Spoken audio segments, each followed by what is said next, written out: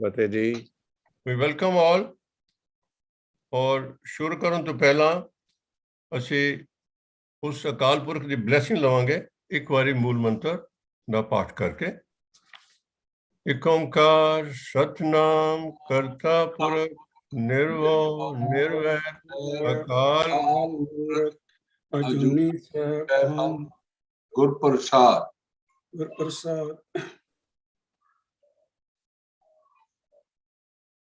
ਪ੍ਰਤਾਪ ਜੀ ਤੁਸੀਂ ਮਿਊਟ ਹੋ ਗਏ।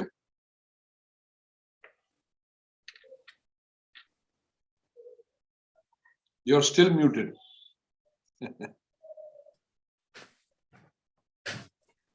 Nahi. Pratap ji, we cannot hear you. You're muted. Hanji. Muted ji.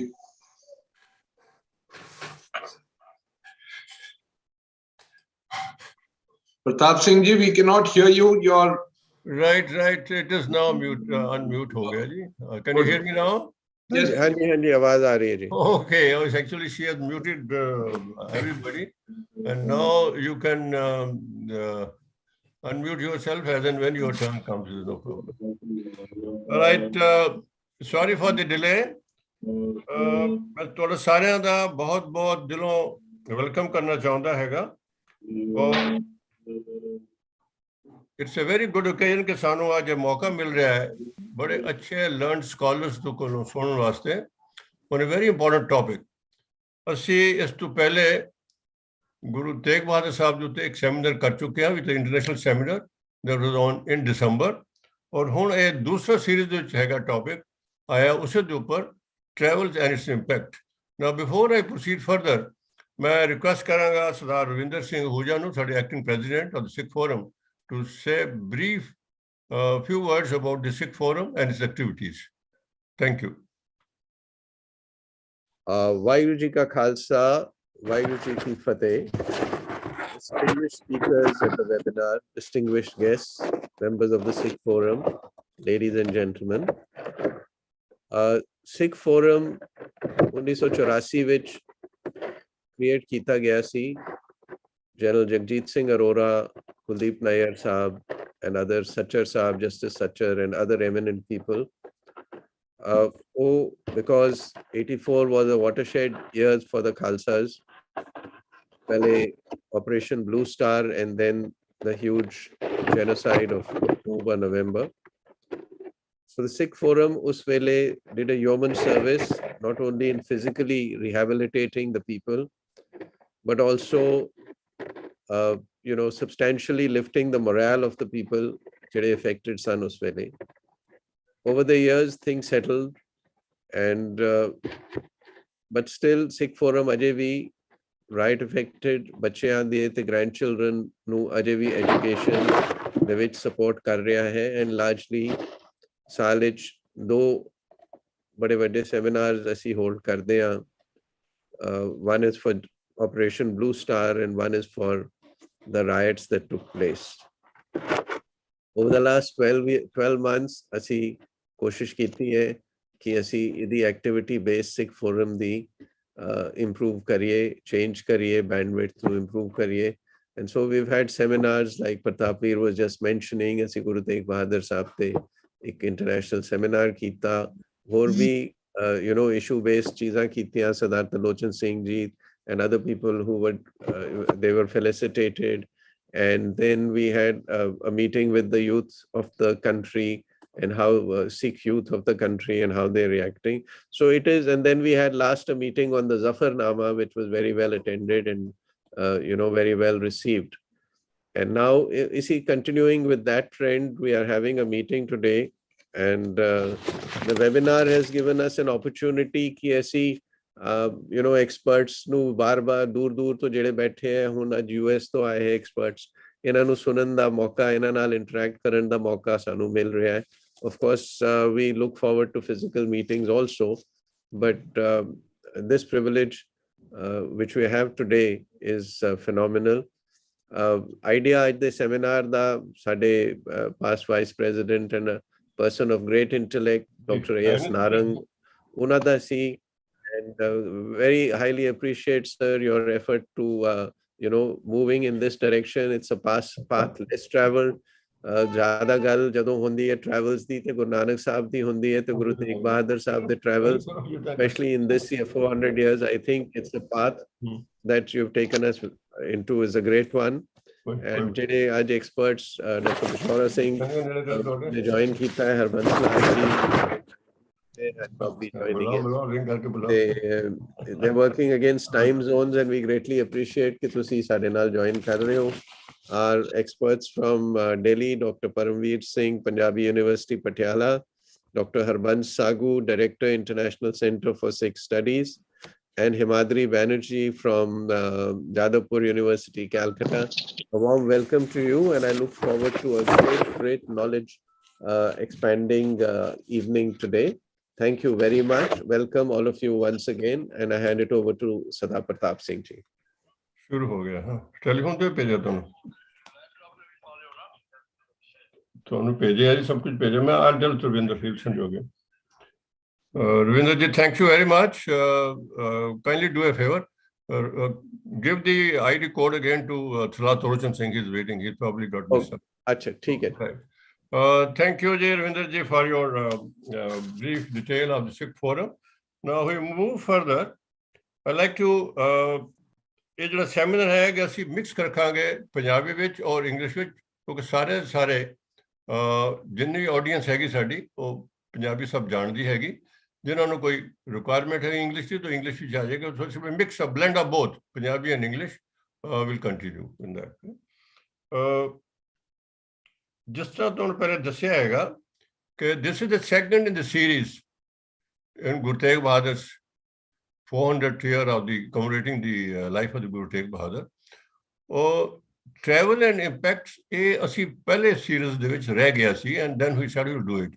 So I will now just quickly read over the introduction of all the speakers which are there before I request Dr. Amarjit Singh Narang to talk few words about the theme on which basis we had taken up this step to go for the seminar. Chairperson Dr. Harbans Lal, I hope he joins us soon, as a highly acclaimed scholar in Sikh studies and Guru Granth Sahib studies, and he's been a secretary of the All India Sikh Federation right from 1950. He has taken part in interfaith meets worldwide, representing the Sikh faith, and a known personality in the world. He's been vice president of the Nankana Sahib Foundation, जिन्होंने कि बड़ा significant role play किया हैगा in its functioning. इस वेले he is presently the Emerite Professor, Department of Pharmacology and Neuroscience in Texas, USA. He is a great contributor to some of those major magazine journals in the world, which includes the Sikh Review, Institute of Sikh Studies, and other journals in US and Canada and Europe. Coming next is to Dr. Amarjit Singh Narang, a non-political activist, a scientist basically. He's still not gone to the politics. He's a former professor and registrar in the IGNU. इन्होंने काफी सारे paper लिखे ने ਜਿਹੜੇ ਕਿ ਦੁਨੀਆ ਦੀ Canada ਵਿੱਚ America ਵਿੱਚ ਯੂਰਪ ਤੇ ਇੰਡੀਅਨ ਯੂਨੀਵਰਸਿਟੀ ਦੇ ਵਿੱਚ ਪ੍ਰੈਜ਼ੈਂਟ ਹੋਏ ਨੇ He's done a pioneer job in bringing out a book on Shomni Akali Dal of 100 years ਜਿਹੜੀ ਕਿ ਬੜੀ ਜਲਦੀ ਰਿਲੀਜ਼ ਹੋਣ ਵਾਲੀ it will be released shortly. It's basically ready, and he is a founder member of the Sikh Forum. ਇਸ ਤੋਂ ਬਾਅਦ ਅਸੀਂ ਆਉਂਦੇ ਹਾਂ doctor ਪਸ਼ੋਰਾ Singh ji is a distinguished professor, Paul Jasbir Singh Saini Endowed Chair of Sikh and Punjabi Studies.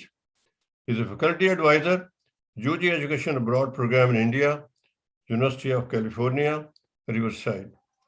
He has written a number of papers, and his reach today has expanded बहुत अच्छे तरीके नाल वो कम कर रहे ने और प्रचार ਦਾ ਕੰਮ ਕਰ ਰਹੇ ਨੇ, ਸਟੱਡੀ ਦਾ ਕੰਮ ਕਰਦੇ, ਰਿਸਰਚ ਦਾ ਕੰਮ ਕਰਦੇ ਨੇ, which is commendable। ਇਸ ਤੋਂ ਇਲਾਵਾ ਉਹਨਾਂ ਨੇ ਜਿਹੜੀ ਕਿਤਾਬ ਲਿਖੀ ਸੀ life and work of Guru Arjan Dev ji, that has been a very best seller on the list. He is author of a number of books, including the Oxford Handbook of Sikh Studies, ਜਿਹਦੇ ਵਿੱਚ ਡਾਕਟਰ ਨਾਰੰਗ ਦਾ ਵੀ ਇੱਕ ਚੈਪਟਰ ਹੈਗਾ on the Akali politics ਦੇ ਉੱਪਰ। Coming next is Dr. Himadri Banerjee.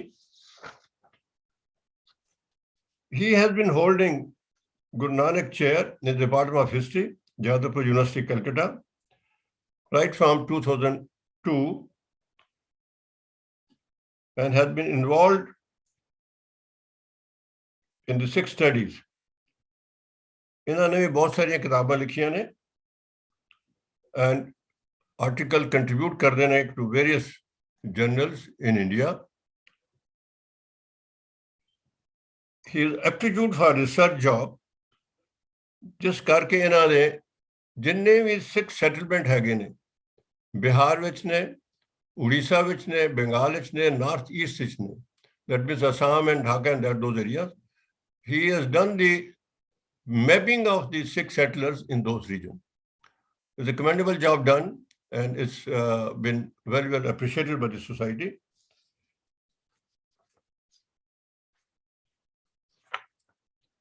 Coming next is Dr. Professor Paramveer Singh, a research scholar in Sikh studies. Professor Harbans Singh, Department of Encyclopedia of Sikhism, Punjabi University Patiala ਵਿੱਚ ਇਹ professor ਨੇ ਔਰ ਕਾਫੀ ਸਾਲਾਂ ਤੋਂ ਉਹਨਾਂ ਦੇ ਕੰਮ ਕਰ ਰਹੇ ਨੇ। ਇਹਨਾਂ ਦੇ ਕਾਫੀ ਸਾਰੀ ਕਿਤਾਬਾਂ ਲਿਖੀਆਂ ਨੇ on research on Sikhism ਦੇ ਉੱਤੇ, and he is highly decorated. ਇਹਨਾਂ ਨੂੰ ਬਹੁਤ ਇਨਾਮ ਵੀ ਮਿਲੇ ਹੈਗੇ ਨੇ।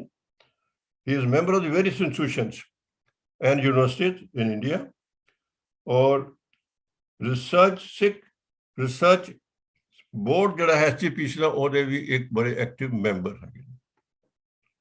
I come to the last speaker, Dr. Harbans Kaur Sago. She is the former vice principal of the Guru Nanak Dev College, Khalsa College, and presently director ne International Center for Sikh Studies, Rakabganj, ਜਿਹੜੀ ਕਿ Delhi Gurdwara management committee manage ਕਰ ਰਹੀ ਹੈਗੀ ਹੈ। ਇਹਨਾਂ ਨੇ ਪੰਜਾਬੀ ਔਰ English ਦੇ ਵਿੱਚ more than 2 dozen ਕਿਤਾਬਾਂ ਲਿਖੀਆਂ ਨੇ ਆਲਰੇਡੀ, ਔਰ ਹੋਰ ਲਿਖੀਆਂ ਜਾ ਰਹੀਆਂ ਨੇ। ਰਿਸਰਚ ਦਾ ਕਾਫੀ ਐਪਟੀਟਿਊਡ ਹੈ, ਔਰ ਇਹਨਾਂ ਨੇ ਉਸ ਦਾ ਰਿਸਰਚ ਕਰਕੇ ਦੋ ਬੜੀ ਅੱਛੀ ਮੈਪਿੰਗ ਕੀਤੀ ਹੈਗੀ ਹੈ on the movement of Baba Banda Bahadur and Guru Tegh Bahadur Sahib. So they widely traveled in all these locations jithe Guru Sahib gaye ne, or will be able to listen to her experience from that point of view. So Chairman Sahib hale tak aaye nahi hai, and we hope he joins us soon. So I will request Dr. Narang to tell about the theme paper for few minutes before we request Dr. Pashora Singh to come out. Thank you. Waheguru ji ਕਾ ਖਾਲਸਾ, ਵਾਹਿਗੁਰੂ ਜੀ ਕੀ ਫਤਿਹ। Thank you doctor ਪ੍ਰਤਾਪ ਸਿੰਘ ਜੀ।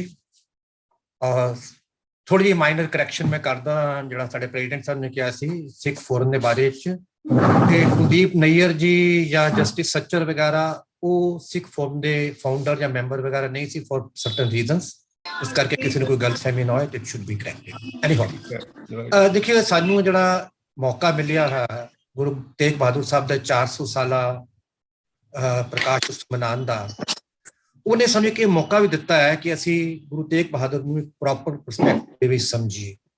ਸਿਰਫ ਗੁਰੂ ਤੇਗ ਬਹਾਦਰ ਨੂੰ ਨਹੀਂ, ਉਹਨਾਂ ਦੇ context ਦੇ ਨਾਲ ਸਾਰੀ ਸਿੱਖ history, ਸਿੱਖ ਜਿਹੜੀ philosophy, ਉਹਨੂੰ ਵੀ ਦੁਬਾਰਾ ਇੰਟਰਪ੍ਰੀਟੇਸ਼ਨ ਕੀਤੀ ਜਾ ਸਕਦੀ ਹੈ। ਔਰ ਇਸ ਕਰਕੇ ਮੈਂ ਸਿੱਖ ਫੋਰਮ ਨੂੰ ਸੁਜੈਸ਼ਨ ਦਿੱਤਾ ਸੀ ਕਿ ਇਸ 400 ਸਾਲਾ ਫੋਰਮ ਵਿੱਚ ਕੋਈ ਇਨੀਸ਼ੀਏਟਿਵ ਲਏ, ਤੇ ਮੈਨੂੰ ਬੜੀ ਖੁਸ਼ੀ ਹੈ ਕਿ ਉਹਨਾਂ ਨੇ ਗੱਲ ਮੰਨੀ ਔਰ ਪਹਿਲੇ ਇੱਕ ਸੈਮੀਨਾਰ ਕੀਤਾ, ਅੱਜ ਇੱਕ ਸੈਮੀਨਾਰ ਕਰ ਰਹੇ। ਇਹਦੇ ਦੇਖੋ ਕੋਈ ਦੋ ਰਾਏ ਨਹੀਂ, ਔਰ ਹੁਣ ਸਾਰੀ ਦੁਨੀਆ ਮੰਨਦੀ ਹੈ ਕਿ ਗੁਰੂ ਤੇਗ ਬਹਾਦਰ ਦੀ ਜਿਹੜੀ ਸ਼ਹਾਦਤ ਸੀ ਉਹ ਇੱਕ ਬਹੁਤ ਵੱਡੀ ਮਹਾਨ ਸ਼ਹਾਦਤ ਸੀ।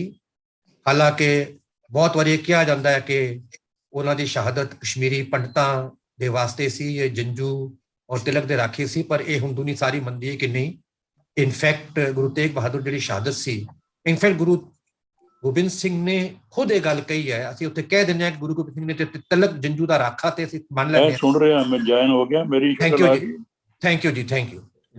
ਤੇ ਜਿੱਥੇ ਉਹਨਾਂ ਨੇ ਕਿਹਾ ਕਿ ਧਰਮ ਦਾ ਸਾਕਾ, ਉਹਨਾਂ ਨੇ ਧਰਮ ਦਾ ਸਾਕਾ ਉਹਨਾਂ ਨੇ ਕੀਤਾ ਸੀ, ਔਰ ਉਹ ਧਰਮ ਜਿਹੜਾ ਹੈ ਉਹ ਬੜੇ ਵੱਡੇ ਪਰਸਪੈਕਟਿਵ ਦੇ ਵਿੱਚ ਸਿੱਖੀ ਦੇ ਗਿਣਿਆ ਜਾਂਦਾ ਹੈ। ਉਹ ਖਾਲੀ ਕਿਸੇ ਇੱਕ ਮਾਰਟਨ ਦੀ ਕਿਸੇ ਇੱਕ ਪਰਟੀਕੂਲਰ ਗੱਲ ਵੀ ਨਹੀਂ ਹੈ। ਔਰ ਹੁਣ ਇਹ ਇੰਟਰਨੈਸ਼ਨਲ ਲੈਵਲ ਤੇ ਗੱਲ ਮੰਨੀ ਗਈ ਹੈ ਕਿ ਗੁਰੂ ਤੇਗ ਬਹਾਦਰ ਜਿਹੜੀ ਸ਼ਹਾਦਤ ਸੀ, ਦੁਨੀਆ ਦੇ ਵਿੱਚ ਪਹਿਲੀ ਸ਼ਹਾਦਤ ਉਹ ਮੰਨੀ ਜਾ ਸਕਦੀ ਹੈ ਜਿਹੜੀ ਹਿਊਮਨ ਰਾਈਟਸ ਦੀ ਪ੍ਰੋਟੈਕਸ਼ਨ ਦੇ ਵਾਸਤੇ, and particularly for the freedom of religion expression ਦੇ ਵਾਸਤੇ। That was the first martyrdom of any person in the world history. No, it is accepted.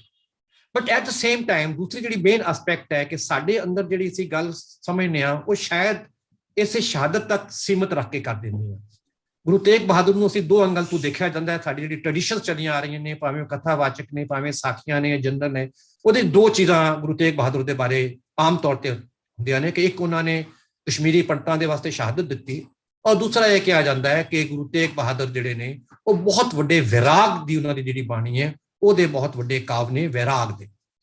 ਇਹ ਉਹਨਾਂ ਦਾ ਵਿਰਾਗ, ਤੁਸੀਂ ਹੁਣੇ ਸ਼ੌਰਾ ਸਿੰਘ ਜੀ ਗੱਲ ਕਰਨਗੇ, ਜਿੱਥੇ ਤੱਕ ਮੈਂ ਸਮਝਦਾ ਕਿ ਉਹ ਵਿਰਾਗ ਵੀ ਬੜਾ ਉਹਨਾਂ ਦਾ ਹੈ ਇੱਕ ਪਰਸਪੈਕਟਿਵ ਦੇ ਵਿੱਚ ਹੈ ਕਿ ਗੁਰੂ ਤੇਗ ਬਹਾਦਰ ਨੂੰ ਤੁਸੀਂ ਅਗਰ ਪ੍ਰੋਪਰ ਪਰਸਪੈਕਟਿਵ ਦੇ ਵਿੱਚ ਦੇਖੋ ਤਾਂ ਉਹ ਜਿਹੜੀ ਗੁਰੂ ਨਾਨਕ ਦੇਵ ਜੀ ਦੀ ਚਲਾਈ ਹੋਈ ਪ੍ਰਥਾ ਸੀ, ਗੁਰੂ ਨਾਨਕ ਦੇਵ ਜੀ ਨੇ ਚਲਾਈ ਹੋਈ ਪ੍ਰਥਾ ਸੀ ਡੇ 1 ਤੋਂ, ਉਹ ਮੀਰੀ ਪੀਰੀ ਦੀ ਪ੍ਰਥਾ ਸੀ।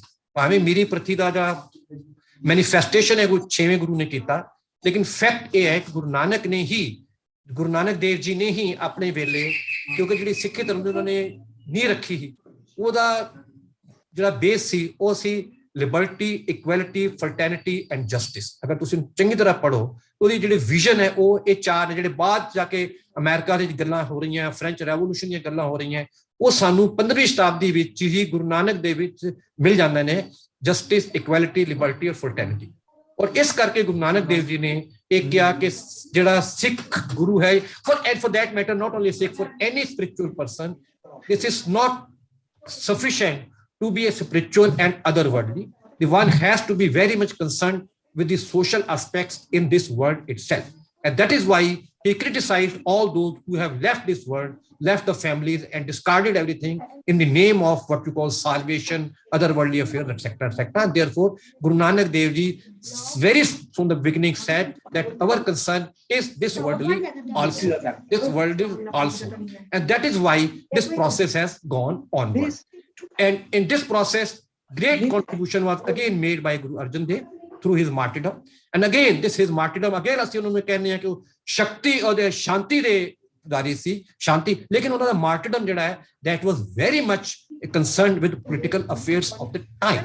And that is why Jahangir looked into Guru Arjan Dev Ji as a big threat to his what you call regime and all that. And that martyrdom was very much concerned with that.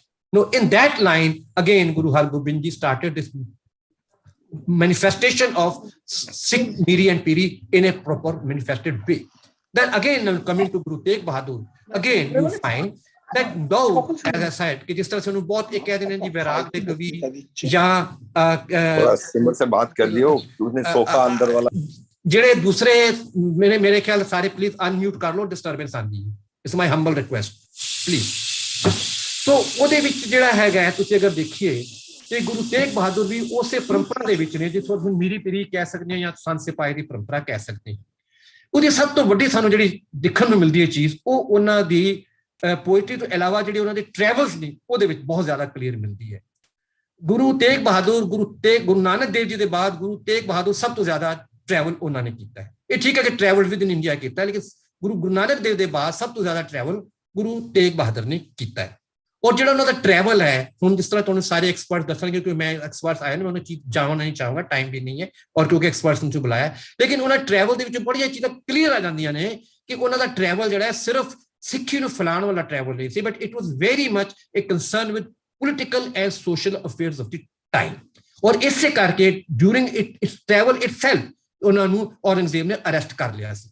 ਔਰ ਉਹਦੇ ਬਾਅਦ ਰਾਜਾ ਮਾਨ ਸਿੰਘ ਦੇ ਬੇਟੇ ਨੇ ਉਹਦੇ ਵਿੱਚ ਪੈ ਕੇ ਕਰਾ ਕੇ ਉਹਨਾਂ ਦੀ ਉਹਦੀ ਕਹਿੰਦੇ ਨੇ ਸ਼ੋਰਟੀ ਦੇ ਕੇ ਉਹਨਾਂ ਨੂੰ ਕਰਾ ਲੇਕਿਨ but the point is that he was arrested during that time itself then again during his travel Guru Tegh Bahadur ਨੇ ਦੇਖਿਆ ਕਿਵੇਂ ਮੰਦਰਾਂ ਨੂੰ ਸਕੂਲਾਂ ਨੂੰ ਡਿਮੋਲਿਸ਼ ਕੀਤਾ ਜਾ ਰਿਹਾ ਹੈ ਔਰ ਉਹ ਉਹਨਾਂ ਦੇ ਸਾਹਮਣੇ ਚੀਜ਼ਾਂ ਸੀ ਔਰ ਇਸ ਕਰਕੇ ਹੁਣੇ ਤੁਹਾਡੇ ਸਾਹਮਣੇ ਐਕਸਪਰਟਸ ਇਹਨਾਂ ਚੀਜ਼ਾਂ ਨੂੰ ਐਕਸਪਲੇਨ ਕਰਨਗੇ ਇਸ ਕਰਕੇ ਇਹ ਕਹਿਣਾ ਕਿ ਗੁਰੂ Tegh Bahadur Sahib active worldly engagement ਦੇ ਵਿੱਚ ਨਹੀਂ ਸੀ ਜਾਂ ਉਹ ਪੋਲੀਟੀਕਲੀ ਕੌਨਸ਼ੀਅਸ ਨਹੀਂ ਸੀ ਜਾਂ ਉਹ ਸੋਸ਼ਲੀ ਬਹੁਤ ਜ਼ਿਆਦਾ ਦੁਗਾਨਿਤ ਇਹ ਜ਼ਰਾ ਸਾਨੂੰ ਸਮਝਣ ਦੀ ਪੀੜ ਹੈ ਇਸ ਕਰਕੇ ਅਸੀਂ ਅੱਜ ਇਹ ਕੋਸ਼ਿਸ਼ ਕੀਤੀ ਸੀ ਕਿ ਅੱਜ ਦਾ ਜਿਹੜਾ ਸੈਮੀਨਾਰ ਰੱਖਿਆ ਜਾਏ ਜਿਹਦੇ ਜਿਹੜੇ ਲੋਕ ਖਾਸ ਕਰਕੇ ਕੰਮ ਜਿਨ੍ਹਾਂ ਨੇ those who have worked in great detail on his travels.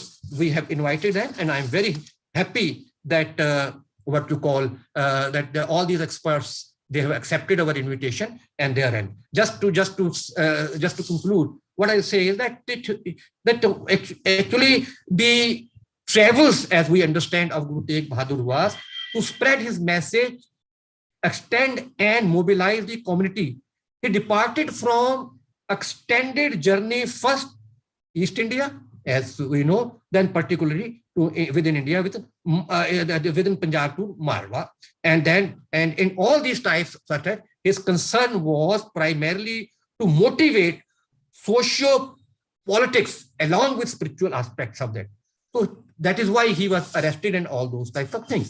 Therefore, what I would say is that, in fact, through his travels, and these travels seen in context of his Bani, particularly I have read a paper with Professor Pushora Singh was very kind to send me, which he makes it clear. Earlier, Dr. J.S. Agarwal had written on, J.S. Grewal had written on that, and now you have these scholars, Himadri is there and others are there. So it was just not a question of protection of Hindu dharma or even the Sikh faith alone. His concern was what he did through his travel was he created a mysticism of a type where he showed that spiritual victory is more important, and he gave the clear signal of moral victory over Guru Arjan Dev's against Aurangzeb's a military power or his empirical power was, and through that it was significant is that he, in a very, very simple words, that he extended spiritual power, adopted a spiritual power over empirical power. And that is why through that he gave strength to Sikh people and other worldly people to fight against injustice and to fight for social. And therefore, you read his Bani also there, as you will find. That again, let's give a chance to just a minute, just a half a minute. So therefore, this understanding his travels is very important, and it is in that context that we have organized this seminar. And I'm happy that these experts are there. And now I give the floor to the chair, in case his chair is there, the moderator Pratap Singh is there. That experts will give their expert opinion on these travels. And with that, I once again thank you, Sikh Forum, for organizing this seminar. Thank you very much. Thank you, Narang Sahab. Can I see Dr. Harbans Lal? Dr. Harbans Lal, have you come? We have Jan Chadda come in, most welcome. I will request to go forward and request Dr. Pushora Singh to come up, and let's hear from his expert opinion or views on this. Dr. Pushora Singh. Waheguru Ji Ki Fateh. I'm grateful to Sardar Pratap Singh and Dr. Amarjit Singh Narang for the invitation to participate in this international webinar. Let me share my screen.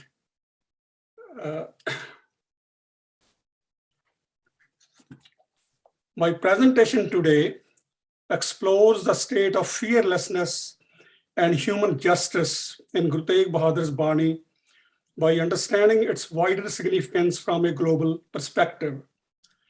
My main arguments revolve around the critical situation in Mughal India, leading to the 9th Guru's execution at Chandni Chowk in Delhi on 11th November 1675 by the orders of Emperor Aurangzeb.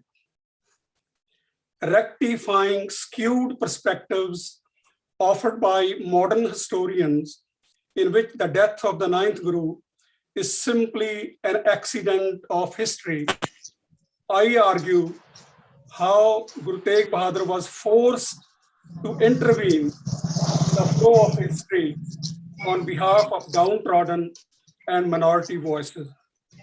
To bring the people out of their vulnerability, he inspired them with a bold message of resistance against a tyrannical regime by cultivating the spirit of fearlessness and carefree optimism.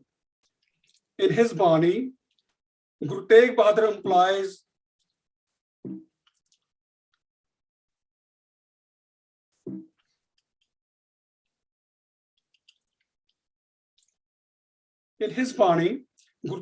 implies the phrase Nirbhay Pad for the spiritual state of fearlessness. This is the ultimate state of freedom, peace, and equanimity. The person who has achieved the gift of fearlessness does not grieve and grief and is never affected by pains and pleasures of life. For such a one, gold is as good as dust, rising above praise and blame, and all hopes of and desires, one remains untouched by the temptations of flesh and anger. The self of such a person merges with the divine as water mingles with water. Guru Tegh Bahadur proclaimed this message of fearlessness in his Sorit hymn in the form of a vak, commandment, to his audience when he assumed the office of Guru on 11th August 1664. The preamble to the foundational text of the Sikh tradition, the Guru Granth Sahib, defines the two most important divine attributes of being fearless and devoid of enmity, Nirbhay, Nirbhay, enunciated by Guru Nanak, the founder of the Sikh tradition. Guru Tegh Bahadur's life was a witness to this ideal state of fearlessness in which there was no enmity or hatred for anyone. What he preached was actualized in the events of history. Guru Tegh Bahadur delivered his message of fearlessness in the following celebrated couplet. Peh kahun ko det ne pehmanat aan, kaho nanak sunare bana, gyani tahib khan. The one who holds none in fear, nor is afraid of anyone else, says Nanak, listen my mind, acknowledge that one alone as a sage of true wisdom. This is the ideal state for human beings, both individually and socially. In this condition, no one submits to high-handedness or exploitation, and no one has the chance to dominate, despoil, or demean another. In this state, there is no aggression nor any fear of aggression. Peace is the value prized most. Peace is thus ensured. Thus, Guru Tegh Bahadur's notion of fearlessness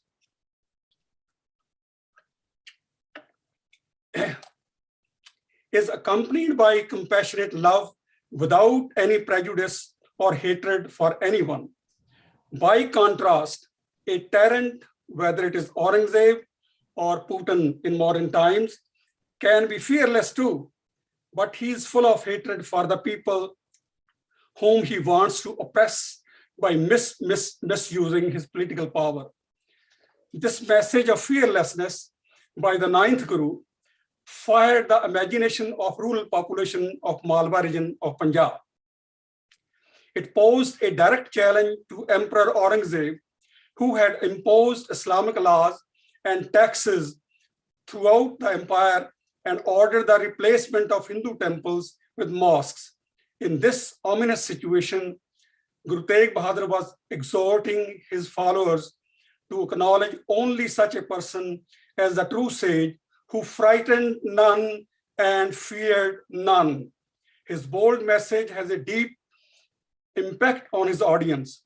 His whole activity in the Malwa region was suspect in the eyes of state news writers who perceived it as a danger to establish authority. It is no wonder that they sent alarming reports to Delhi of Guru Tegh Bahadur's travels and of the following he commanded.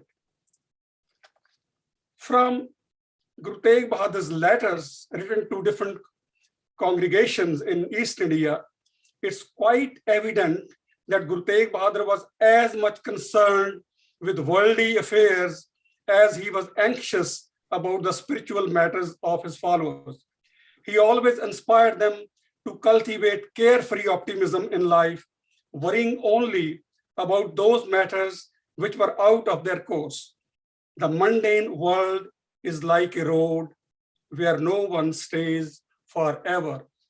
Chinta tanki kijiye jo anhoni hoye, e marg sansar ko nanak thir nahi koi.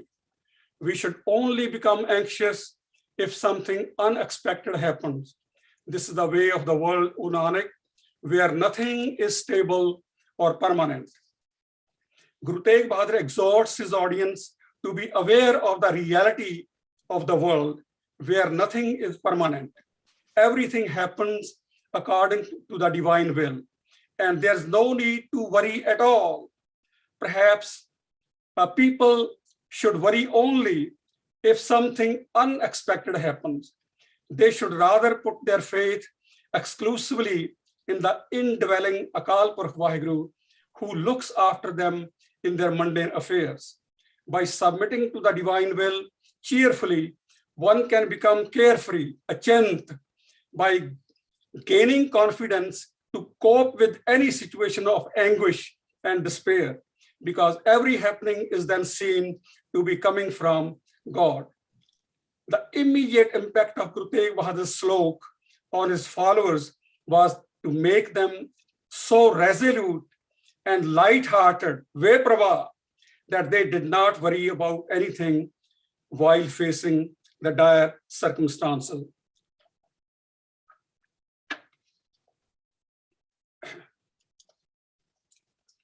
Meanwhile, a group of Brahmins from Kashmir who were under the threat of conversion to Islam approached Guru Tegh Bahadur at Anandpur and besought his help by invoking the story of Gajendra Moksha from Hindu mythology.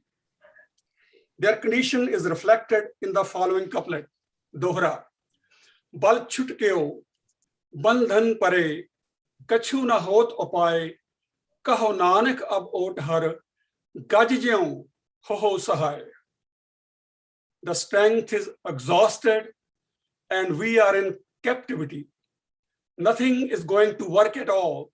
Says Nanak, the Lord is the only sport now. May he come to our rescue as he did the elephant.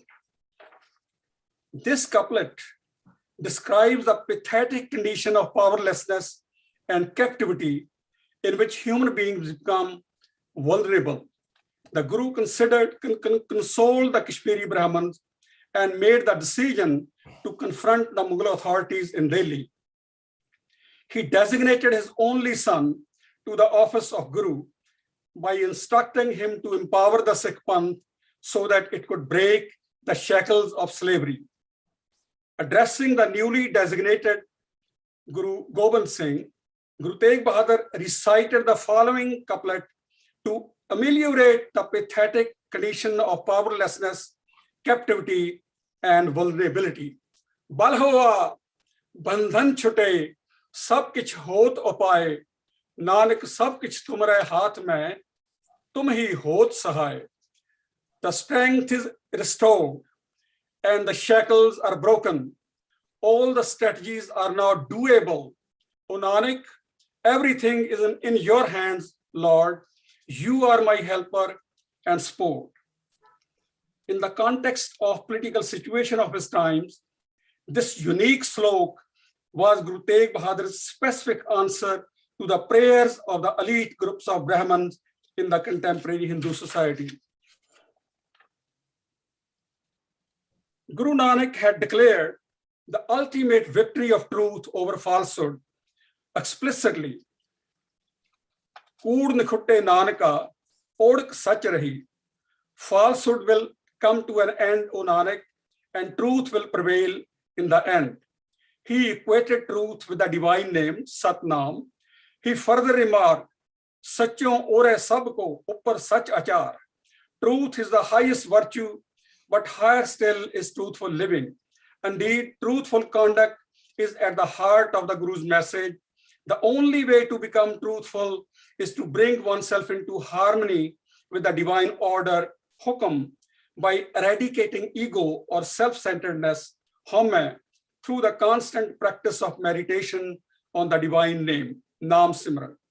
In line with Guru Nanak's teachings, Guru Tegh Bahadur highlighted the everlasting power of truthful living in his final optimistic message. Naam raheo, sadhu raheo, Guru Gobind, kaho Nanak e jagt mein, kin japyo Gurmant. The divine name prevails. The saintly people prevail. The Guru, Gobind Singh, and the Lord of the universe prevail. Say, O Nanak, how rare are those who recite the Guru's mantra in this world.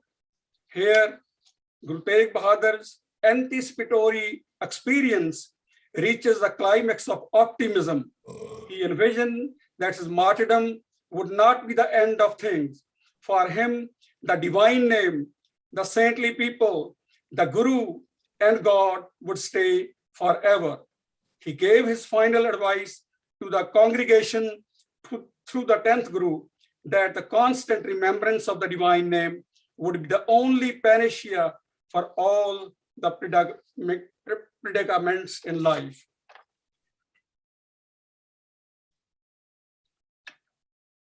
Let me conclude. In sum, Guru Gobind Singh described his father's martyrdom as a unique event in which he gave his head, but not his resolve, to defend the freedom of faith.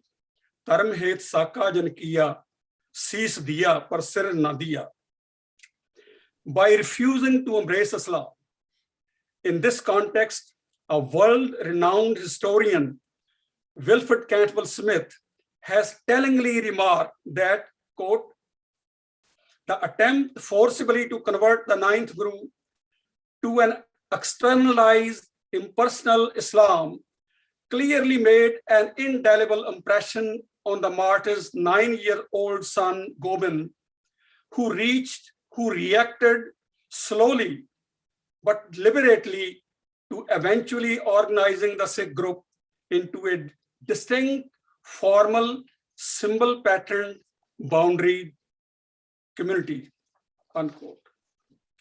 Tradition holds that some of the Sikhs who were present at the scene of Guru Tegh Bahadur's execution shrank from recognition, concealing their identity for fear that they might suffer a similar fate.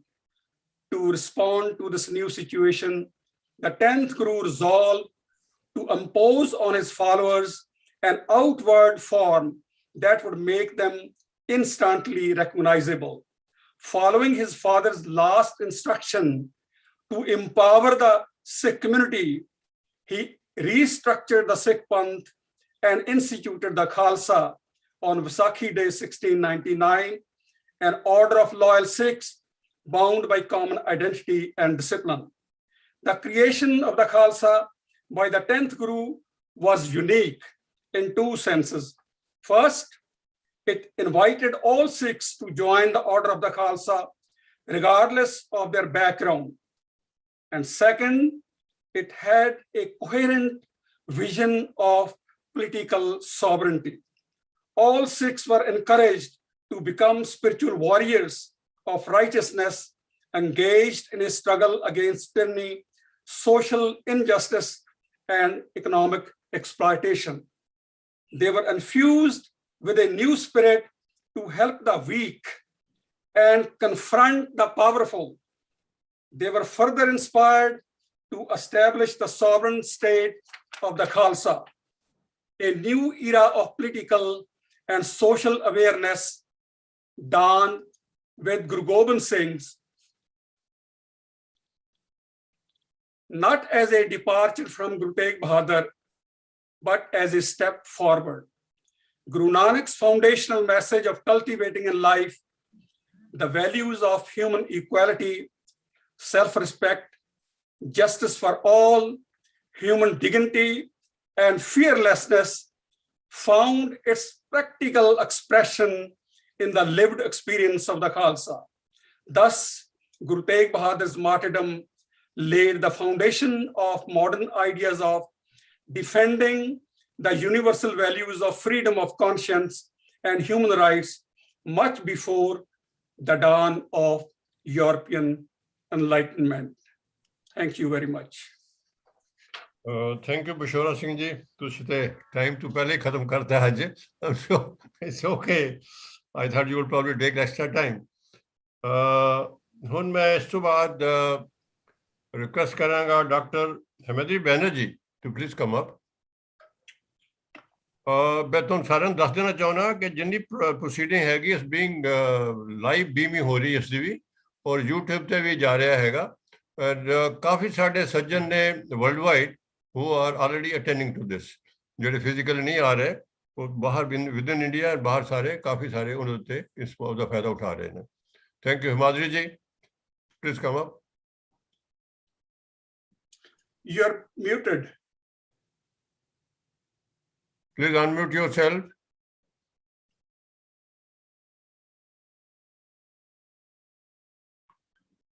It's all right, I believe. Okay, now your photo is also visible. Good. Thank you very much. Thank you.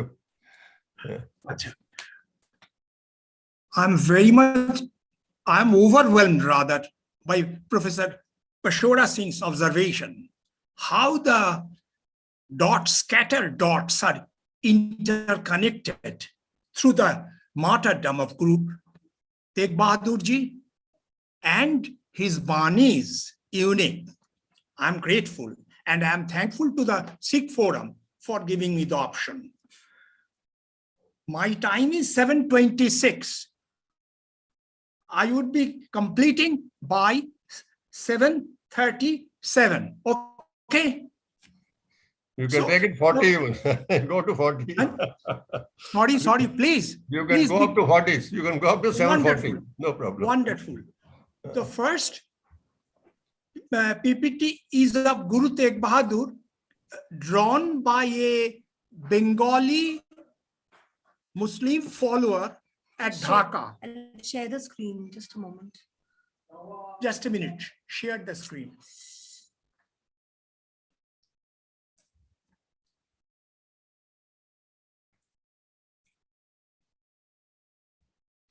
Okay, it's fine.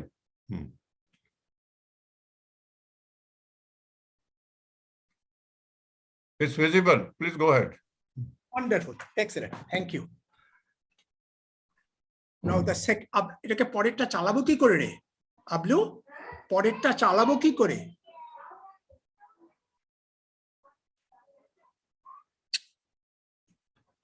Down arrow.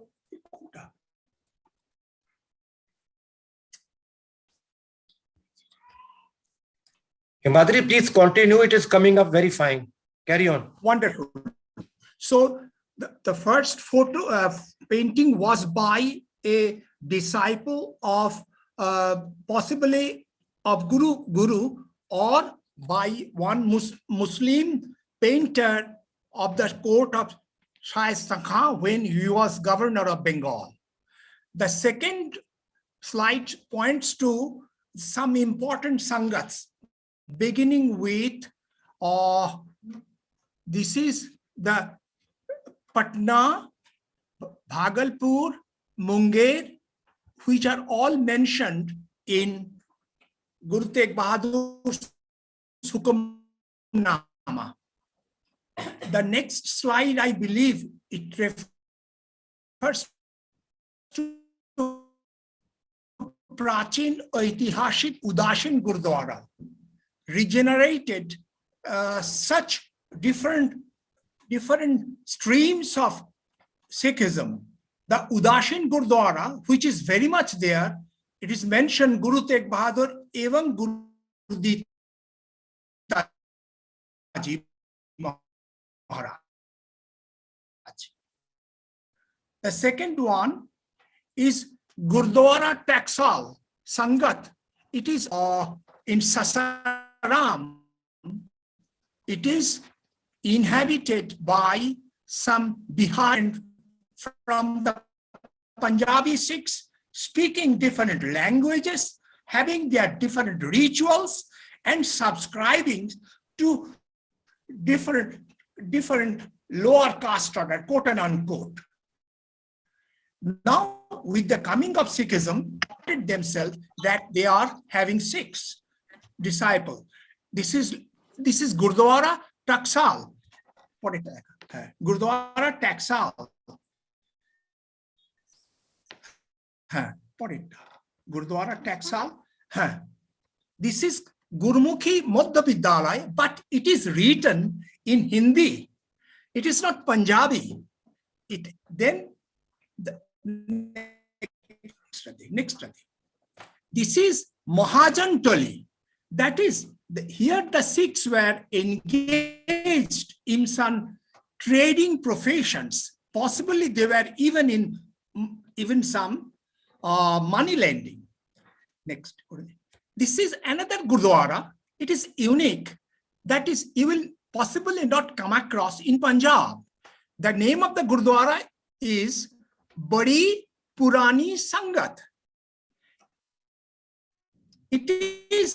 There is comparatively another Sangat, Choti Sangat, which possibly came into existence at a later time. The Bari Sangat means always the most important. And now with the coming of Choti Sangat, there are different groups competitions. Now you are witnessing a Bihari Sikh who is reading from the sacred text. And here is the Bihari Sikh who are wearing typical local dress, talking in local language. Some of them wearing sindoor, sankha. These are the, here is, which may not be appreciated by many. Here is Sikhism is embracing the local culture in dialogue with the local society. And as a result of this dialogue over the decades, the message of Guru Tegh Bahadur Sikhism is taking a local character, which was possibly not in earlier times. And at the same time, they entered Sikhism over the decades, over the century. They were not all the descendants of Punjabi Sikh, but they even if they were Punjabi Sikh, they were down there putting on local dress. It is very well known, Hukamnama. Guru Tegh Bahadur sent 8 Hukamnamas, and there is another one which Professor Kirpal Singh has suggested, that he said sent 9 Hukamnama. The most important thing is this, that Hukamnama continued to be sent even after the passing away of Guru Tegh Bahadur. But the most distinguishing part is this, that here in Guru Tegh Bahadur's Hukamnama, it points out how the local Sikhs were in dialogue, were mobile. That is, some names in some Gurdwaras, in some Hukamnama comes first, in some Hukamnamas they came second. There is a mobility, as it has been pointed out by Professor Sagar. Now, there is another important thing, that there is a credit exchange, which has been pointed out by Professor, I believe, who worked in London, that is how trading across the communities, overland trade, and Patna was the most important center of trade, where Nanakpanthis were there of different cultural, social, and really of ritual background. Next.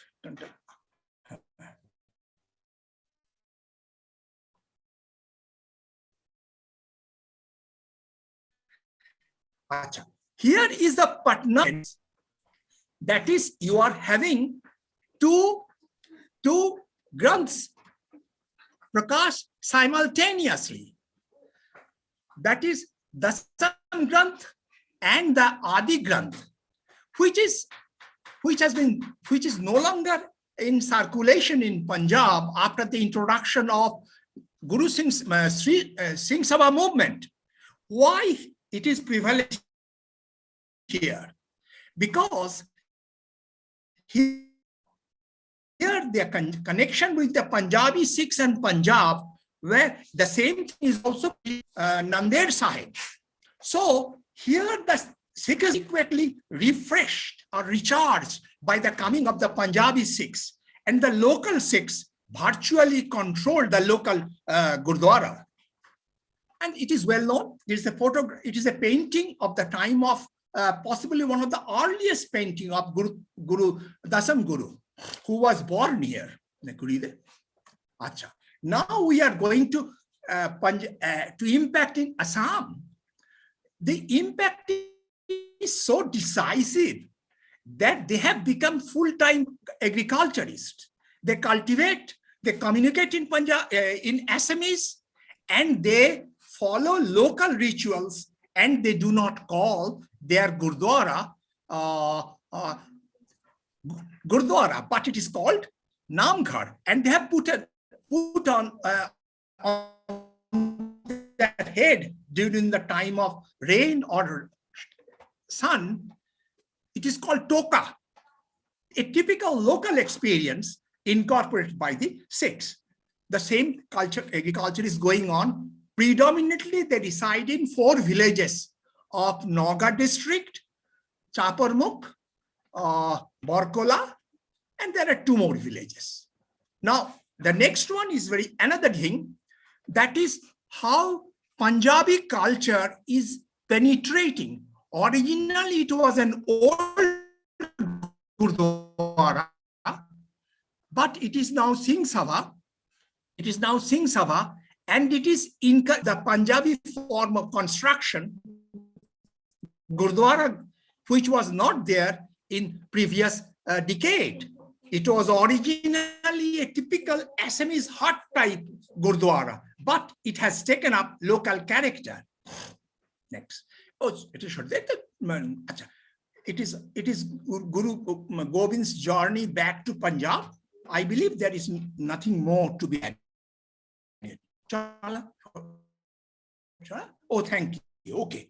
So what I want to point out, that from Punjab, Guru Tegh Bahadur's dialogue, Sangat, interaction with local Sikhs, they were encouraged to engage in dialogue with Guru, participate in the Sangat, and there Patna was the most important Sangat trading center at the time of Guru Tegh Bahadur.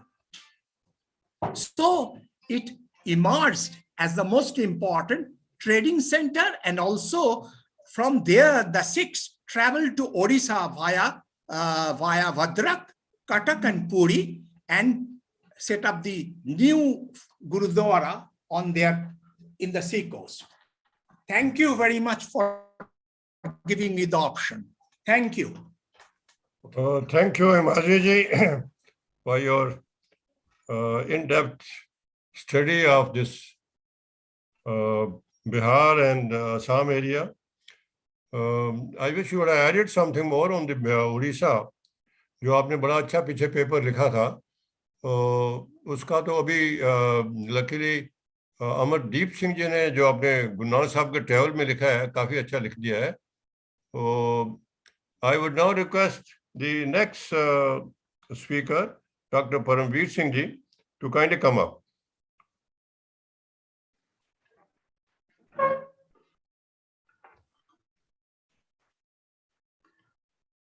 Waheguru ji ਕਾ ਖਾਲਸਾ ਵਾਹਿਗੁਰੂ ਜੀ ਕੀ ਫਤਿਹ। ਵਾਹਿਗੁਰੂ ਜੀ ਕੀ ਫਤਿਹ। First of all, I'm very thankful to the Sikh Forum, A.S. Narang, Pratap Singh ji and their team. मैं ਗੁਰੂ ਤੇਗ ਬਹਾਦਰ ਸਾਹਿਬ ਜੀ ਦੇ ਬਾਰੇ ਚ ਬਹੁਤ ਹੀ thought ਪ੍ਰੋਵੋਕਿੰਗ, ਬਹੁਤ ਹੀ intelligent scholars ਤੋਂ ਕੁਝ ਜਾਣਨ ਦਾ ਯਤਨ ਕਰ ਰਿਹਾ ਸੀ। ਗੁਰੂ ਤੇਗ ਬਹਾਦਰ ਸਾਹਿਬ ਦੀ ਜੋ ਗੱਲ ਕਰਦੇ ਹਾਂ ਅਸੀਂ, ਕਿਉਂਕਿ 400 ਸਾਲਾ ਸ਼ਤਾਬਦੀ ਹੈ। ਸ਼ਤਾਬਦੀ ਦੇ ਦੌਰਾਨ ਸਾਰੇ ਸਿੱਖ ਜਗਤ ਦੇ ਵਿੱਚ, ਦੁਨੀਆ ਜਿੱਥੇ ਬੈਠੇ ਨੇ, ਗੁਰੂ ਸਾਹਿਬ ਨੂੰ ਜਾਣਨ ਦਾ ਮੌਕਾ ਮਿਲਿਆ ਤੇ ਸਾਰਿਆਂ ਨੇ ਇਹ ਗੱਲ ਜਿਹੜੀ ਹੈ ਬੜੇ ਧਿਆਨ ਨਾਲ ਸੁਣੀ ਹੈ, ਪੜ੍ਹੀ ਹੈ ਕਿ ਗੁਰੂ ਤੇਗ ਬਹਾਦਰ ਸਾਹਿਬ ਨੂੰ ਹਿੰਦੀ ਚਾਦਰ ਜਿਹਦੀ ਇਹ ਗੱਲ ਕਰਦੇ ਆ ਤਾਂ ਬਹੁਤ ਛੋਟੇ ਕੈਨਵਸ ਤੇ ਰੱਖ ਕੇ ਦੇਖਦੇ ਆ। ਗੁਰੂ ਤੇਗ ਬਹਾਦਰ ਸਾਹਿਬ ਨੂੰ ਜਗਤ ਦੀ ਚਾਦਰ, ਸ੍ਰਿਸ਼ਟੀ ਚਾਦਰ, ਧਰਮ ਦੀ ਚਾਦਰ ਤੇ ਹੋਰ ਬਹੁਤ ਸਾਰੇ ਵਿਸ਼ੇਸ਼ਣਾਂ ਦੇ ਨਾਲ ਯਾਦ ਕੀਤਾ ਜਾਂਦਾ ਹੈ। ਇੱਕ ਗੱਲ ਜਿਹੜੀ ਹੈ ਸ਼ੁਰੂ 'ਚ ਕਹੀ ਗਈ ਸੀ ਕਿ ਗੁਰੂ ਸਾਹਿਬ ਦੀ ਜੇ ਜੀਵਨ ਨੂੰ, ਉਹਨਾਂ ਦੀ ਬਾਣੀ ਨੂੰ ਜਾਣਨਾ ਹੈ, ਉਹਨਾਂ ਦੀ ਪਰਸਨੈਲਿਟੀ ਨੂੰ ਜਾਣਨਾ ਹੈ ਤਾਂ ਕੇਵਲ ਬਾਣੀ ਕਾਫੀ ਨਹੀਂ ਹੈ ਉਹਦੇ ਵਿੱਚ।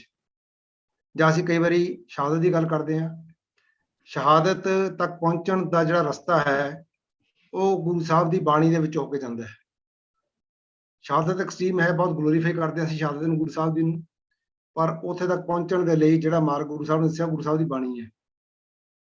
ਗੁਰੂ ਸਾਹਿਬ ਦੀ ਬਾਣੀ ਦੇ ਨਾਲ ਨਾਲ ਗੁਰੂ ਸਾਹਿਬ ਦੀਆਂ ਯਾਤਰਾਵਾਂ ਵੀ ਇਕੁਅਲੀ ਇੰਪੋਰਟੈਂਟ ਨੇ ਸਾਡੇ ਸਾਰਿਆਂ ਲਈ, ਕਿ ਜਦੋਂ ਗੁਰੂ ਸਾਹਿਬ ਗੁਰਿਆਈ ਧਾਰਨ ਕਰਦੇ ਨੇ ਤਾਂ ਉਹਨਾਂ ਯਾਤਰਾਵਾਂ ਦੇ ਦੌਰਾਨ ਗੁਰੂ ਸਾਹਿਬ ਦਾ ਮੈਸੇਜ, ਉਹਨਾਂ ਦੀਆਂ ਟੀਚਿੰਗਸ, ਉਹਨਾਂ ਦੇ ਪ੍ਰੀਚਿੰਗਸ ਉਹ ਵੀ ਨਾਲ ਨਾਲ ਚੱਲਦੀਆਂ ਨੇ।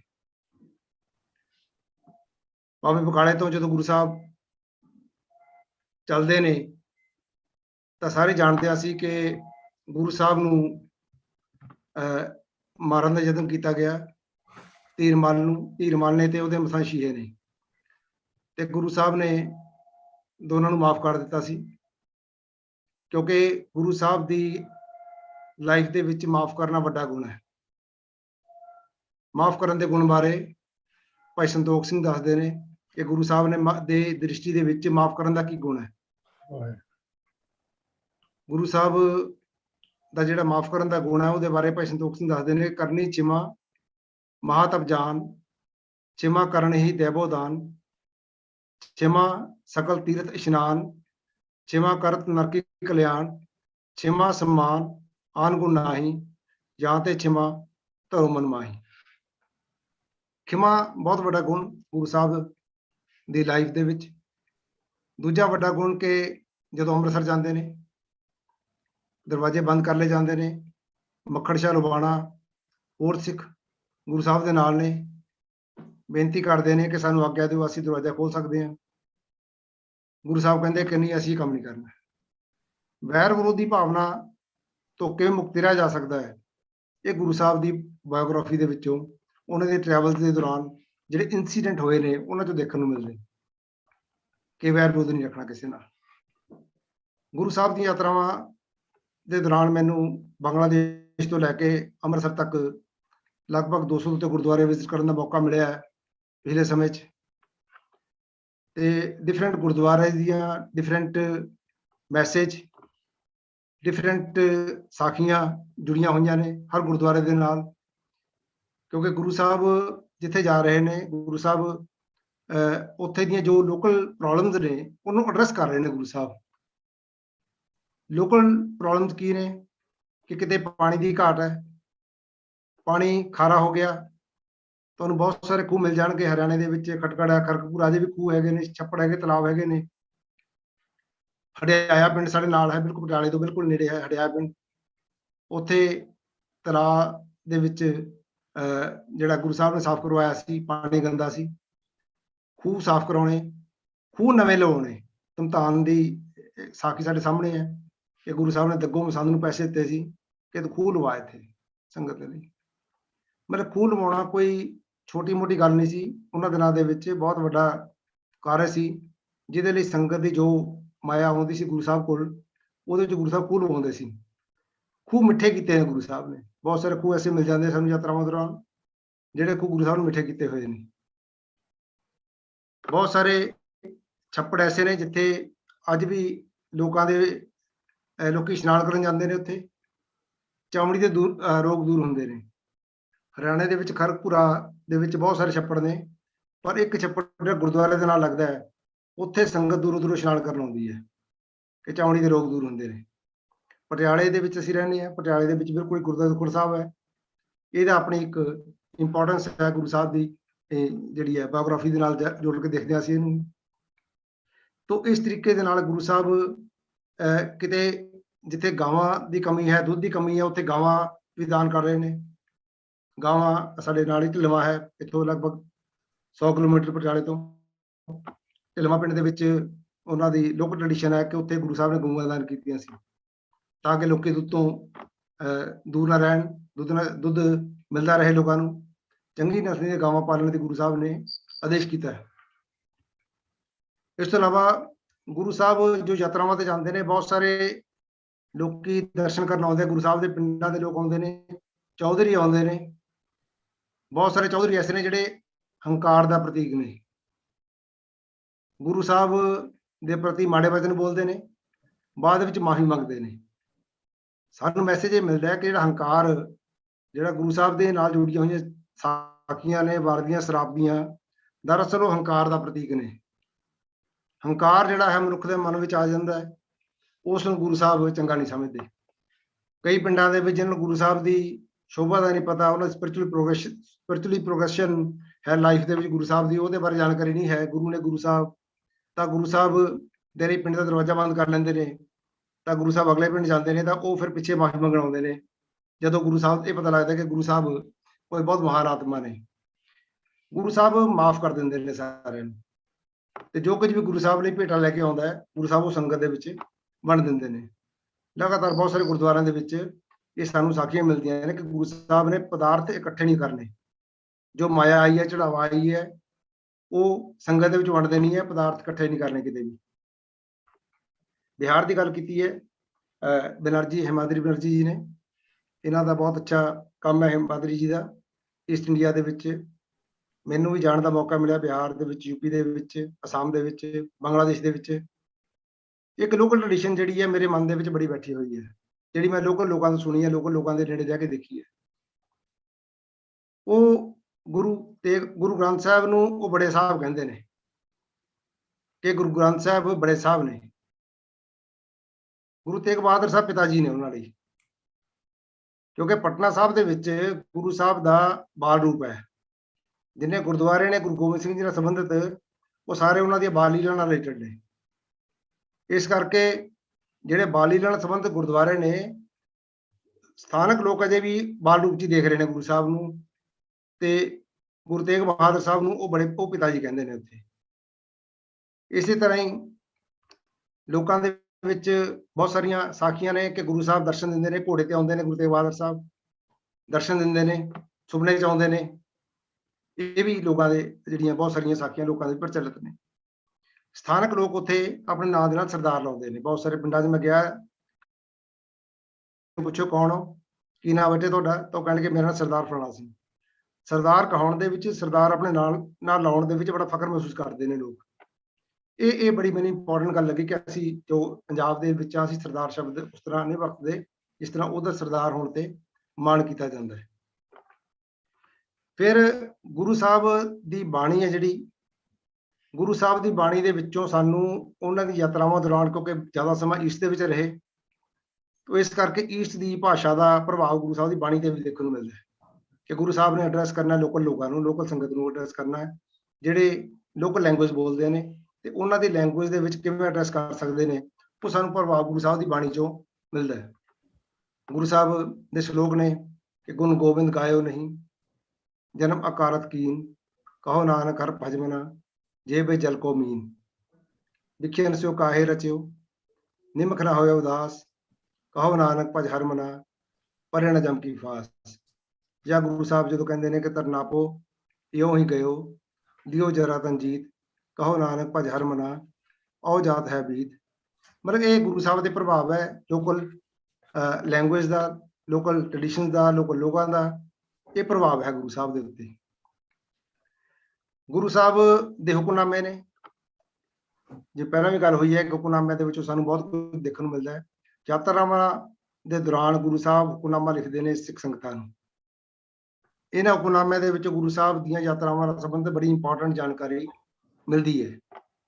ਜਿਵੇਂ ਗੁਰੂ ਸਾਹਿਬ ਆਪਣੇ ਹੁਕਮਨਾਮੇ ਦੇ ਵਿੱਚ ਲਿਖਦੇ ਨੇ ਕਿ ਕੂਚ ਕੀਏ ਹਮਕੋ 4 ਦਿਨ हुए है, ਕਿ 4 ਦਿਨ ਤੋਂ ਕੋਈ 4 ਦਿਨ ਕੂਚ ਕੀਤਾ। ਜਾਂ ਸਾਨੂੰ ਪਤਾ ਲੱਗਦਾ ਹੈ ਗੁਰੂ ਸਾਹਿਬ ਟਰੈਵਲ ਕਰ ਰਹੇ ਨੇ ਕਿ ਅਸੀਂ ਪਰੇ ਰਾਜਾ ਜੀ ਕੇ ਸਾਥ ਜਾ ਰਹੇ ਹਾਂ, ਰਾਜੇ ਦੇ ਨਾਲ ਜਾ ਰਹੇ ਹਾਂ ਅਸੀਂ।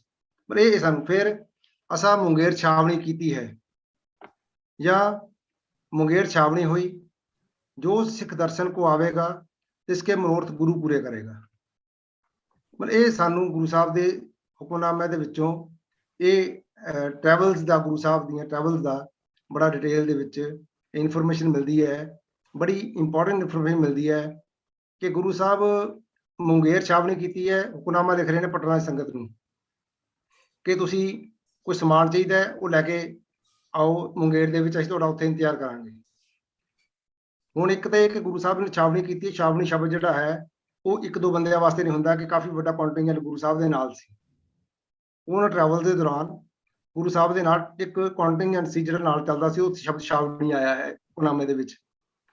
ਨੰਬਰ 1। ਨੰਬਰ 2 ਕਿ ਗੁਰੂ ਸਾਹਿਬ ਰਾਜੇ ਦੇ ਨਾਲ ਜਾ ਰਹੇ ਨੇ, ਪਰ ਰਾਜੇ ਤੋਂ ਕਿਸੇ ਗੱਲ ਦੀ ਆਸ ਨਹੀਂ ਰੱਖਦੇ, ਕਿਸੇ ਵਸਤੂ ਦੀ ਆਸ ਨਹੀਂ ਰੱਖਦੇ, ਕਿਸੇ ਚੀਜ਼ ਦੀ ਆਸ ਨਹੀਂ ਰੱਖਦੇ ਕਿ ਰਾਜੇ ਨਾਲ ਜਾ ਰਿਹਾ ਤੇ ਸਾਡੀਆਂ ਲੋੜਾਂ ਰਾਜਾ ਪੂਰੀਆਂ ਕਰੇਗਾ।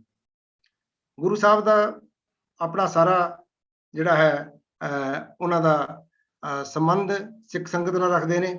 ਆਪਣੀਆਂ ਲੋੜਾਂ ਦੇ ਲਈ ਜੇ ਲੋੜ ਹੈ ਤਾਂ ਹੁਕਮਨਾਮਾ ਲਿਖਦੇ ਆਪਣੇ ਸਿੱਖਾਂ ਨੂੰ।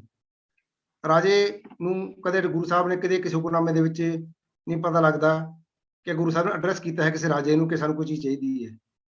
ਗੁਰੂ ਸਾਹਿਬ ਦੀ ਜਿੰਨੇ ਹੁਕਮਨਾਮੇ 'ਚ ਐਡਰੈਸ ਆਏ ਨੇ ਉਹ ਸਾਰੇ ਸਿੱਖ ਸੰਗਤ ਦੇ ਨਾਂ ਤੇ ਆਏ ਨੇ। ਸਾਨੂੰ ਇਹ ਵੀ ਪਤਾ ਲੱਗਦਾ ਹੈ ਕਿ ਗੁਰੂ ਸਾਹਿਬ ਕਿਉਂ ਜਾ ਰਹੇ ਨੇ ਪੂਰਬ ਵੱਲ ਪਾਸੇ ਨੂੰ। ਬਹੁਤ ਸਾਰੀ ਸਿੱਖ ਸੰਗਤ ਐਸੀ ਹੈ, ਜਿਵੇਂ ਪਹਿਲਾਂ ਗੱਲ ਹੋਈ ਸੀ, ਕਿ ਜਿੱਥੇ ਗੁਰੂ ਨਾਨਕ ਸਾਹਿਬ ਨੇ ਬਹੁਤ ਸਾਰੀ ਟਰੈਵਲਸ ਕੀਤੀਆਂ ਨੇ, ਬਹੁਤ ਦੂਰ ਦੂਰ ਇਲਾਕੇ 'ਚ ਟਰੈਵਲਸ ਕੀਤੀਆਂ ਗੁਰੂ ਨਾਨਕ ਸਾਹਿਬ ਨੇ। ਉਹਨਾਂ ਤੋਂ ਬਾਅਦ ਗੁਰੂ ਤੇਗ ਬਹਾਦਰ ਸਾਹਿਬ ਨੇ ਲੰਮੀਆਂ ਟਰੈਵਲਸ ਕੀਤੀਆਂ ਨੇ, ਬੇਸ਼ੱਕ ਉਹ ਹਿੰਦੁਸਤਾਨ ਦੇ ਵੀ ਸੀ, ਪਰ ਉਹਨਾਂ ਡਿਫਰੈਂਟ ਇਲਾਕਿਆਂ ਦੇ ਵਿੱਚ ਜਾਣ ਦਾ ਇੱਕ ਅਰਥ ਇਹ ਵੀ ਸੀ ਕਿ ਸਥਾਨਕ ਲੋਕ ਜਿਹੜੇ ਨੇ ਗੁਰੂ ਸਾਹਿਬ ਨੂੰ ਉਡੀਕ ਰਹੇ ਨੇ। ਸਾਨੂੰ ਜਦੋਂ ਗੁਰਦੁਆਰਿਆਂ ਦੇ ਟਰੈਵਲ ਕਰਦੇ ਹਾਂ ਪਤਾ ਲੱਗਦਾ ਹੈ ਕਿ ਕਿਹੜੇ ਕਿਹੜੇ ਸਿੱਖ ਗੁਰੂ ਸਾਹਿਬ ਦੀ ਉਡੀਕ ਕਰ ਰਹੇ ਨੇ, ਤੇ ਗੁਰੂ ਸਾਹਿਬ ਦਰਸ਼ਨ ਦੇਣ ਜਾ ਰਹੇ ਨੇ ਸਿੱਖਾਂ ਨੂੰ। ਬਜ਼ੁਰਗ ਹੋਣ ਕਰਕੇ ਨਹੀਂ ਆ ਸਕਦੇ, ਗੁਰੂ ਘਰ ਨਹੀਂ ਆ ਸਕਦੇ, ਗੁਰੂ ਸਾਹਿਬ ਦਰਸ਼ਨ ਦੇਣ ਜਾ ਰਹੇ ਨੇ। ਸਪਿਰਿਚੁਅਲ ਜਿਹੜਾ ਹੈ ਕੰਟੈਂਟ ਗੁਰੂ ਸਾਹਿਬ ਦੀ ਬਾਣੀ ਦੇ ਵਿੱਚੋਂ, ਉਹਨਾਂ ਦੇ ਜੀਵਨ ਵਿੱਚੋਂ, ਉਹਨਾਂ ਦੀ, ਜਿਵੇਂ ਅਸੀਂ ਅਕਸਰ ਕਹਿ ਦਿੰਦੇ ਹਾਂ ਕਿ ਏਕ ਦ੍ਰਿਸ਼ ਤਾਰੇ ਗੁਰਪੂਰਾ, ਇਹ ਗੁਰਬਾਣੀ ਦੀ ਪੰਕਤੀ। ਹੁਣ ਗੁਰੂ ਦੀ ਦ੍ਰਿਸ਼ਟੀ ਜਿਸ ਤੇ ਪੈ ਜਾਂਦੀ ਹੈ ਉਹਦਾ ਜੀਵਨ ਜਿਹੜਾ ਸਫਲ ਹੋ ਜਾਂਦਾ ਹੈ। ਸਿੱਖ ਇਹ ਸਮਝਦੇ ਸੀ ਕਿ ਜੇ ਗੁਰੂ ਦਰਸ਼ਨ ਹੋ ਜਾਣ ਇੱਕ ਵਾਰੀ ਤਾਂ ਸਾਡਾ ਇਹ ਜੀਵਨ ਜਿਹੜਾ ਹੈ ਉਹ ਜਨਮ ਮਰਨ ਕੱਟਿਆ ਜਾਏਗਾ। ਇਸ ਕਰਕੇ ਗੁਰੂ ਸਾਹਿਬ ਦੀ ਉਡੀਕ ਕਰਦੇ ਸੀ ਉਹ। ਆਗਰੇ ਵਿੱਚ ਮਾਈ ਜੱਸੀ ਦੀ ਐਗਜ਼ਾਮਪਲ ਸਾਡੇ ਕੋਲ, ਸਾਸਾਰਾਮ ਦੇ ਵਿੱਚ ਚਾਚਾ ਫੱਗੂ ਮੱਲ ਨੇ, ਜਾਂ ਢਾਕੇ ਦੇ ਵਿੱਚ ਬੁਲਾਕੀ ਦਾਸ ਦੀ ਮਾਤਾ ਹੈ। ਜੇ ਇੱਕ ਫੋਟੋ ਦਿਖਾਈ ਜਾ ਰਹੀ ਹੈ ਵਾਰ-ਵਾਰ ਕਿ ਜਿਹੜੀ ਬੁਲਾਕੀ ਦਾਸ ਜੀ ਦੀ ਮਾਤਾ ਨੇ, ਜਿਹੜਾ ਉੱਥੋਂ ਦਾ ਸ਼ਾਇਸਤਾ ਖਾਨ ਦਾ ਮੁਸੱਵਰ ਸੀ, ਉਹ ਤੋਂ ਪੇਂਟਿੰਗ ਤਿਆਰ ਕਰਵਾਈ ਸੀ, ਤੇ ਉਹ ਜਿਹੜੀ ਪੇਂਟਿੰਗ ਦੀ ਕਾਪੀ ਅਜੇ ਵੀ ਢਾਕਾ ਦੇ ਗੁਰਦੁਆਰੇ 'ਚ, ਨਾਨਕ ਸ਼ੇਰਮਨਾ ਗੁਰਦੁਆਰੇ ਦੇ ਵਿੱਚ ਪਈ ਹੈ ਉਹ ਪੇਂਟਿੰਗ ਜਿਹੜੀ ਹਾਲੇ ਵੀ। ਗੁਰੂ ਸਾਹਿਬ ਆਪਣੇ ਸਿੱਖਾਂ ਨੂੰ ਦਰਸ਼ਨ ਦੇਣ ਦੇ ਲਈ, ਆਪਣੇ ਸ਼ਰਧਾਲੂਆਂ ਨੂੰ ਦਰਸ਼ਨ ਦੇਣ ਦੇ ਲਈ ਵੀ ਜਾ ਰਹੇ ਨੇ। ਫਿਰ ਗੁਰੂ ਸਾਹਿਬ ਜਦੋਂ ਜਾ ਰਹੇ ਨੇ ਤਾਂ ਗੁਰੂ ਸਾਹਿਬ ਦੇ ਹੁਕਮਨਾਮਿਆਂ ਵਿੱਚੋਂ ਇਹ ਗੱਲ ਜਿਹੜੀ ਮਿਲਦੀ ਹੈ ਇੰਪੋਰਟੈਂਟ, ਕਿਉਂਕਿ ਨਾਵਾਂ ਤੇ ਥਾਵਾਂ ਦਾ ਜ਼ਿਕਰ ਮਿਲਦਾ ਹੈ ਕਿ ਕਿਹੜੇ ਕਿਹੜੇ ਵਿਅਕਤੀ ਪ੍ਰਮੁੱਖ ਨੇ ਕਿਹੜੇ ਕਿਹੜੇ ਇਲਾਕਿਆਂ ਦੇ ਵਿੱਚ। ਉਹਨਾਂ ਯਾਤਰਾਵਾਂ ਦੌਰਾਨ ਗੁਰੂ ਸਾਹਿਬ ਕਿਵੇਂ ਆਦੇਸ਼ ਕਰ ਰਹੇ ਨੇ, ਕਿਹੜੀ ਕਿਹੜੀ ਸਿੱਖ ਸੰਗਤ ਨੂੰ ਆਦੇਸ਼ ਕਰ ਰਹੇ ਨੇ, ਕਿਹੜੇ ਮੁਖੀ ਸਿੱਖ ਨੇ, ਤੇ ਉਹਨਾਂ ਨੂੰ ਕਿਵੇਂ ਆਦੇਸ਼ ਕਰਕੇ ਤੇ ਕੀ ਕਹਿ ਰਹੇ ਨੇ। ਜਿਵੇਂ ਬਨਾਰਸ ਦੀ ਸੰਗਤ ਦੇ ਹੁਕਮਨਾਮਾ ਲਿਖਦੇ ਨੇ ਗੁਰੂ ਸਾਹਿਬ ਦਾ ਘੋੜਾ ਬਿਮਾਰ ਹੋ ਗਿਆ। ਗੁਰੂ ਸਾਹਿਬ ਤਾਂ ਆਪਣੇ ਘੋੜੇ ਪ੍ਰਤੀ ਵੀ ਬੜੀ ਭਾਵਨਾ ਰੱਖਦੇ ਨੇ ਕਿ ਘੋੜਾ ਬਿਮਾਰ ਹੋ ਗਿਆ, ਬਨਾਰਸ ਦੀ ਸੰਗਤ ਨੂੰ ਹੁਕਮਨਾਮਾ ਲਿਖਦੇ ਨੇ ਇਹਦਾ ਇਲਾਜ ਕਰਾਓ, ਜੋ ਤੰਦਰੁਸਤ ਹੋ ਜੇ ਤਾਂ ਪਟਨਾ ਸਾਹਿਬ ਲੈ ਆਉਣਾ ਇਹਨੂੰ। ਤੋ ਇਸ ਤਰ੍ਹਾਂ ਜਿਹੜੀ ਹੈ ਗੁਰੂ ਸਾਹਿਬ ਦੀਆਂ ਯਾਤਰਾਵਾਂ ਦੌਰਾਨ ਸਾਨੂੰ ਇਹ ਗੱਲਾਂ ਦੇਖਣ ਨੂੰ ਮਿਲ। ਫਿਰ ਸਭ ਤੋਂ ਇੰਪੋਰਟੈਂਟ ਗੱਲ ਹੈ ਕਿ ਇਤਿਹਾਸ ਦੀਆਂ ਕੁਝ ਐਸੀਆਂ ਪ੍ਰੋਬਲਮਸ ਨੇ ਜਿਹੜੀਆਂ ਸਾਨੂੰ ਸਾਡੀਆਂ ਸੋਰਸਿਸ ਦੇ ਵਿੱਚੋਂ ਦੇਖਣ ਨੂੰ ਮਿਲਦੀਆਂ ਨੇ। ਜਿਵੇਂ ਇੱਕ ਦੋ ਸੋਰਸ ਸਾਡੇ ਕੋਲ ਐਸੇ ਆਏ, ਗੁਰੂ ਕੀ ਸਾਖੀਆਂ ਨੇ, ਬੰਸਾਵਲੀਨਾਮਾ ਹੈ ਕਿ ਗੁਰੂ ਗੋਬਿੰਦ ਸਿੰਘ ਜੀ ਦਾ ਪ੍ਰਕਾਸ਼ 1661 ਚ ਹੋਇਆ ਸੀ। ਹੁਕਮਨਾਮੇ ਦੱਸਦੇ ਨੇ ਕਿ ਗੁਰੂ ਸਾਹਿਬ ਦਾ ਪ੍ਰਕਾਸ਼ ਕਦੋਂ ਹੋਇਆ ਸੀ। ਹੁਕਮਨਾਮੇ ਅਸੀਂ ਇੱਕ ਅਕਟ ਸਬੂਤ ਹੈ ਸਾਡੇ ਕੋਲ, ਇਸ ਤੋਂ ਵੱਡਾ ਸਬੂਤ ਨਹੀਂ ਹੈ ਸਾਡੇ ਕੋਲ ਹੁਕਮਨਾਮੇ ਤੋਂ ਬਿਨਾਂ, ਕਿ 1661 ਦੇ ਵਿੱਚ ਗੁਰੂ ਤੇਗ ਬਹਾਦਰ ਸਾਹਿਬ ਗੁਰੂ ਨਹੀਂ ਬਣੇ ਹਨ। ਤੇ ਜਦੋਂ ਗੁਰੂ ਤੇਗ ਬਹਾਦਰ ਸਾਹਿਬ ਗੁਰੂ ਨਹੀਂ ਬਣੇ ਹਨ ਤਾਂ ਫਿਰ ਉਦੋਂ ਹੁਕਮਨਾਮਾ ਨਹੀਂ ਲਿਖ ਸਕਦੇ, ਗੁਰੂ ਸਾਹਿਬ ਨਹੀਂ ਲਿਖਦੇ। ਹੁਕਮਨਾਮਾ ਜਦੋਂ ਲਿਖਦੇ ਨੇ ਉਸ ਵਕਤ ਜਦੋਂ ਉਹ ਗੁਰੂ ਬਣ ਜਾਂਦੇ ਨੇ। ਇਤਿਹਾਸ ਦੀਆਂ ਘਟਨਾਵਾਂ, ਇਤਿਹਾਸ ਦੇ ਰੈਫਰੈਂਸ ਦੱਸਦੇ ਨੇ ਕਿ 1664 ਚ ਗੁਰੂ ਤੇਗ ਬਹਾਦਰ ਸਾਹਿਬ ਗੁਰੂ ਬਣੇ ਨੇ। ਉਸ ਤੋਂ ਬਾਅਦ ਅੰਮ੍ਰਿਤਸਰ ਦੀ ਯਾਤਰਾ ਕਰਕੇ ਕੀਰਤਪੁਰ ਸਾਹਿਬ ਆਉਂਦੇ ਨੇ, ਚੱਕ ਨਾਨਕੀ ਅੱਜ ਕੱਲ੍ਹ ਜਿਹੜਾ ਮੌਜੂਦਾ ਅਨੰਦਪੁਰ ਸਾਹਿਬ ਹੈ ਉਹਦੀ ਮੋਹਰੀ ਕੱਢਦੇ ਨੇ, ਫਿਰ ਯਾਤਰਾਵਾਂ ਤੇ ਜਾਂਦੇ ਨੇ। ਜੂਨ 1665 ਦੇ ਵਿੱਚ ਉਹ ਮਨਾਇਆ ਜਾਂਦਾ ਹੈ ਅਨੰਦਪੁਰ ਸਾਹਿਬ ਦੇ ਵਿੱਚ, ਅਨੰਦਪੁਰ ਸਾਹਿਬ ਦਾ ਫਾਊਂਡੇਸ਼ਨ ਡੇ ਜੂਨ 1665 ਦੇ ਵਿੱਚ, 19 ਜੂਨ 1665 ਦੇ ਵਿੱਚ ਉਹ ਮੰਨਦੇ ਨੇ ਕਿ ਇਹ ਰੱਖਿਆ ਸੀ ਗੁਰੂ ਸਾਹਿਬ ਨੇ। ਹੁਣ ਇਹ ਉਸ ਤੋਂ ਬਾਅਦ ਹੀ ਮਤਲਬ ਕਿ ਗੁਰੂ ਤੇਗ ਬਹਾਦਰ ਸਾਹਿਬ ਗੁਰੂ ਦੀ ਯਾਤਰਾ ਤੇ ਜਾਂਦੇ ਨੇ ਤੇ ਉਦੋਂ ਹੀ ਹੁਕਮਨਾਮਾ ਜਾਰੀ ਕਰਦੇ ਨੇ ਜਦੋਂ ਗੁਰੂ ਸਾਹਿਬ ਪਟਨਾ ਦੇ ਵਿੱਚ ਮੌਜੂਦ ਨਹੀਂ ਹਨ। ਤੇ ਗੁਰੂ ਗੋਬਿੰਦ ਸਿੰਘ ਜੀ ਦੇ ਗੋਬਿੰਦ ਦਾਸ ਦੀ ਵਧਾਈ ਦਾ ਹੁਕਮਨਾਮਾ ਲਿਖਦੇ ਪਟਨਾ ਦੀ ਸੰਗਤ ਨੂੰ। ਇਹਦਾ ਮਤਲਬ ਇਹ ਹੈ ਕਿ ਗੁਰੂ ਸਾਹਿਬ ਟਰੈਵਲ ਕਰ ਰਹੇ ਨੇ, ਕਿਤੇ ਹੋਰ ਸਥਾਨ ਤੇ ਨੇ, ਪਟਨਾ ਸਾਹਿਬ ਨਹੀਂ ਹੈਗੇ, ਪਰਿਵਾਰ ਦੇ ਕੋਲ ਨਹੀਂ ਹੈਗੇ। ਤੇ ਗੁਰੂ ਸਾਹਿਬ ਉਸ ਵਕਤ ਇਹ ਕਿਹਾ ਜਾਂਦਾ, ਮੰਨਿਆ ਜਾਂਦਾ ਕਿ ਉਸ ਵਕਤ ਢਾਕਾ ਸਨ ਗੁਰੂ ਸਾਹਿਬ। ਇਹ ਗੁਰੂ ਸਾਹਿਬ ਦੇ ਟਰੈਵਲ ਦੇ ਵਿੱਚੋਂ, ਉਹਨਾਂ ਦੁਆਰਾ ਲਿਖੇ ਹੁਕਮਨਾਮੇ ਦੇ ਵਿੱਚੋਂ ਬਹੁਤ ਸਾਰੀ ਵਾਈਟਲ ਇਨਫੋਰਮੇਸ਼ਨ ਸਾਨੂੰ ਜਿਹੜੀ ਹੈ ਮਿਲਦੀ ਹੈ। ਕਿ ਜਿਵੇਂ ਗੁਰੂ ਸਾਹਿਬ ਕਹਿੰਦੇ ਨੇ ਕਿ ਸਰਬਤ ਸੰਗਤ ਪਟਨੇ ਕੀ जिन सिख वाहिगुरु किया है इसके मनोरथ पूरे होंगे, गोविंद दास की बधाई ऊपर संगत खर्च किया, गुरु की दरगाह थाए पे। मतलब ये हुक्मनामे सानू गुरु साहब दे बारे च, उन्हां दे लाइफ बारे च बहुत इंपॉर्टेंट जानकारी दिंदे ने। उन्हें ट्रैवल्स बारे, उन्हां दा सिख संगत दे नाल किस तरह जुड़ाव है, नावां ते थावां दी जानकारी मिलदी है। ते हुक्मनामे दे विचों गुरु साहब दे मुखी सिखां दे नाम भी साडे सामने आउंदे ने। तो इसे तरह ही जिहड़ी दूर दराड़े इलाके की संगत है वो गुरु घर पैसा किवें भेजे, गुरु घर अपना चढ़ावा किवें भेजे, दसवंध किवें भेजे, ਉਹਦਾ भी जिक्र सानू हुक्मनामे दे विचों मिलदा है गुरु साहब दे।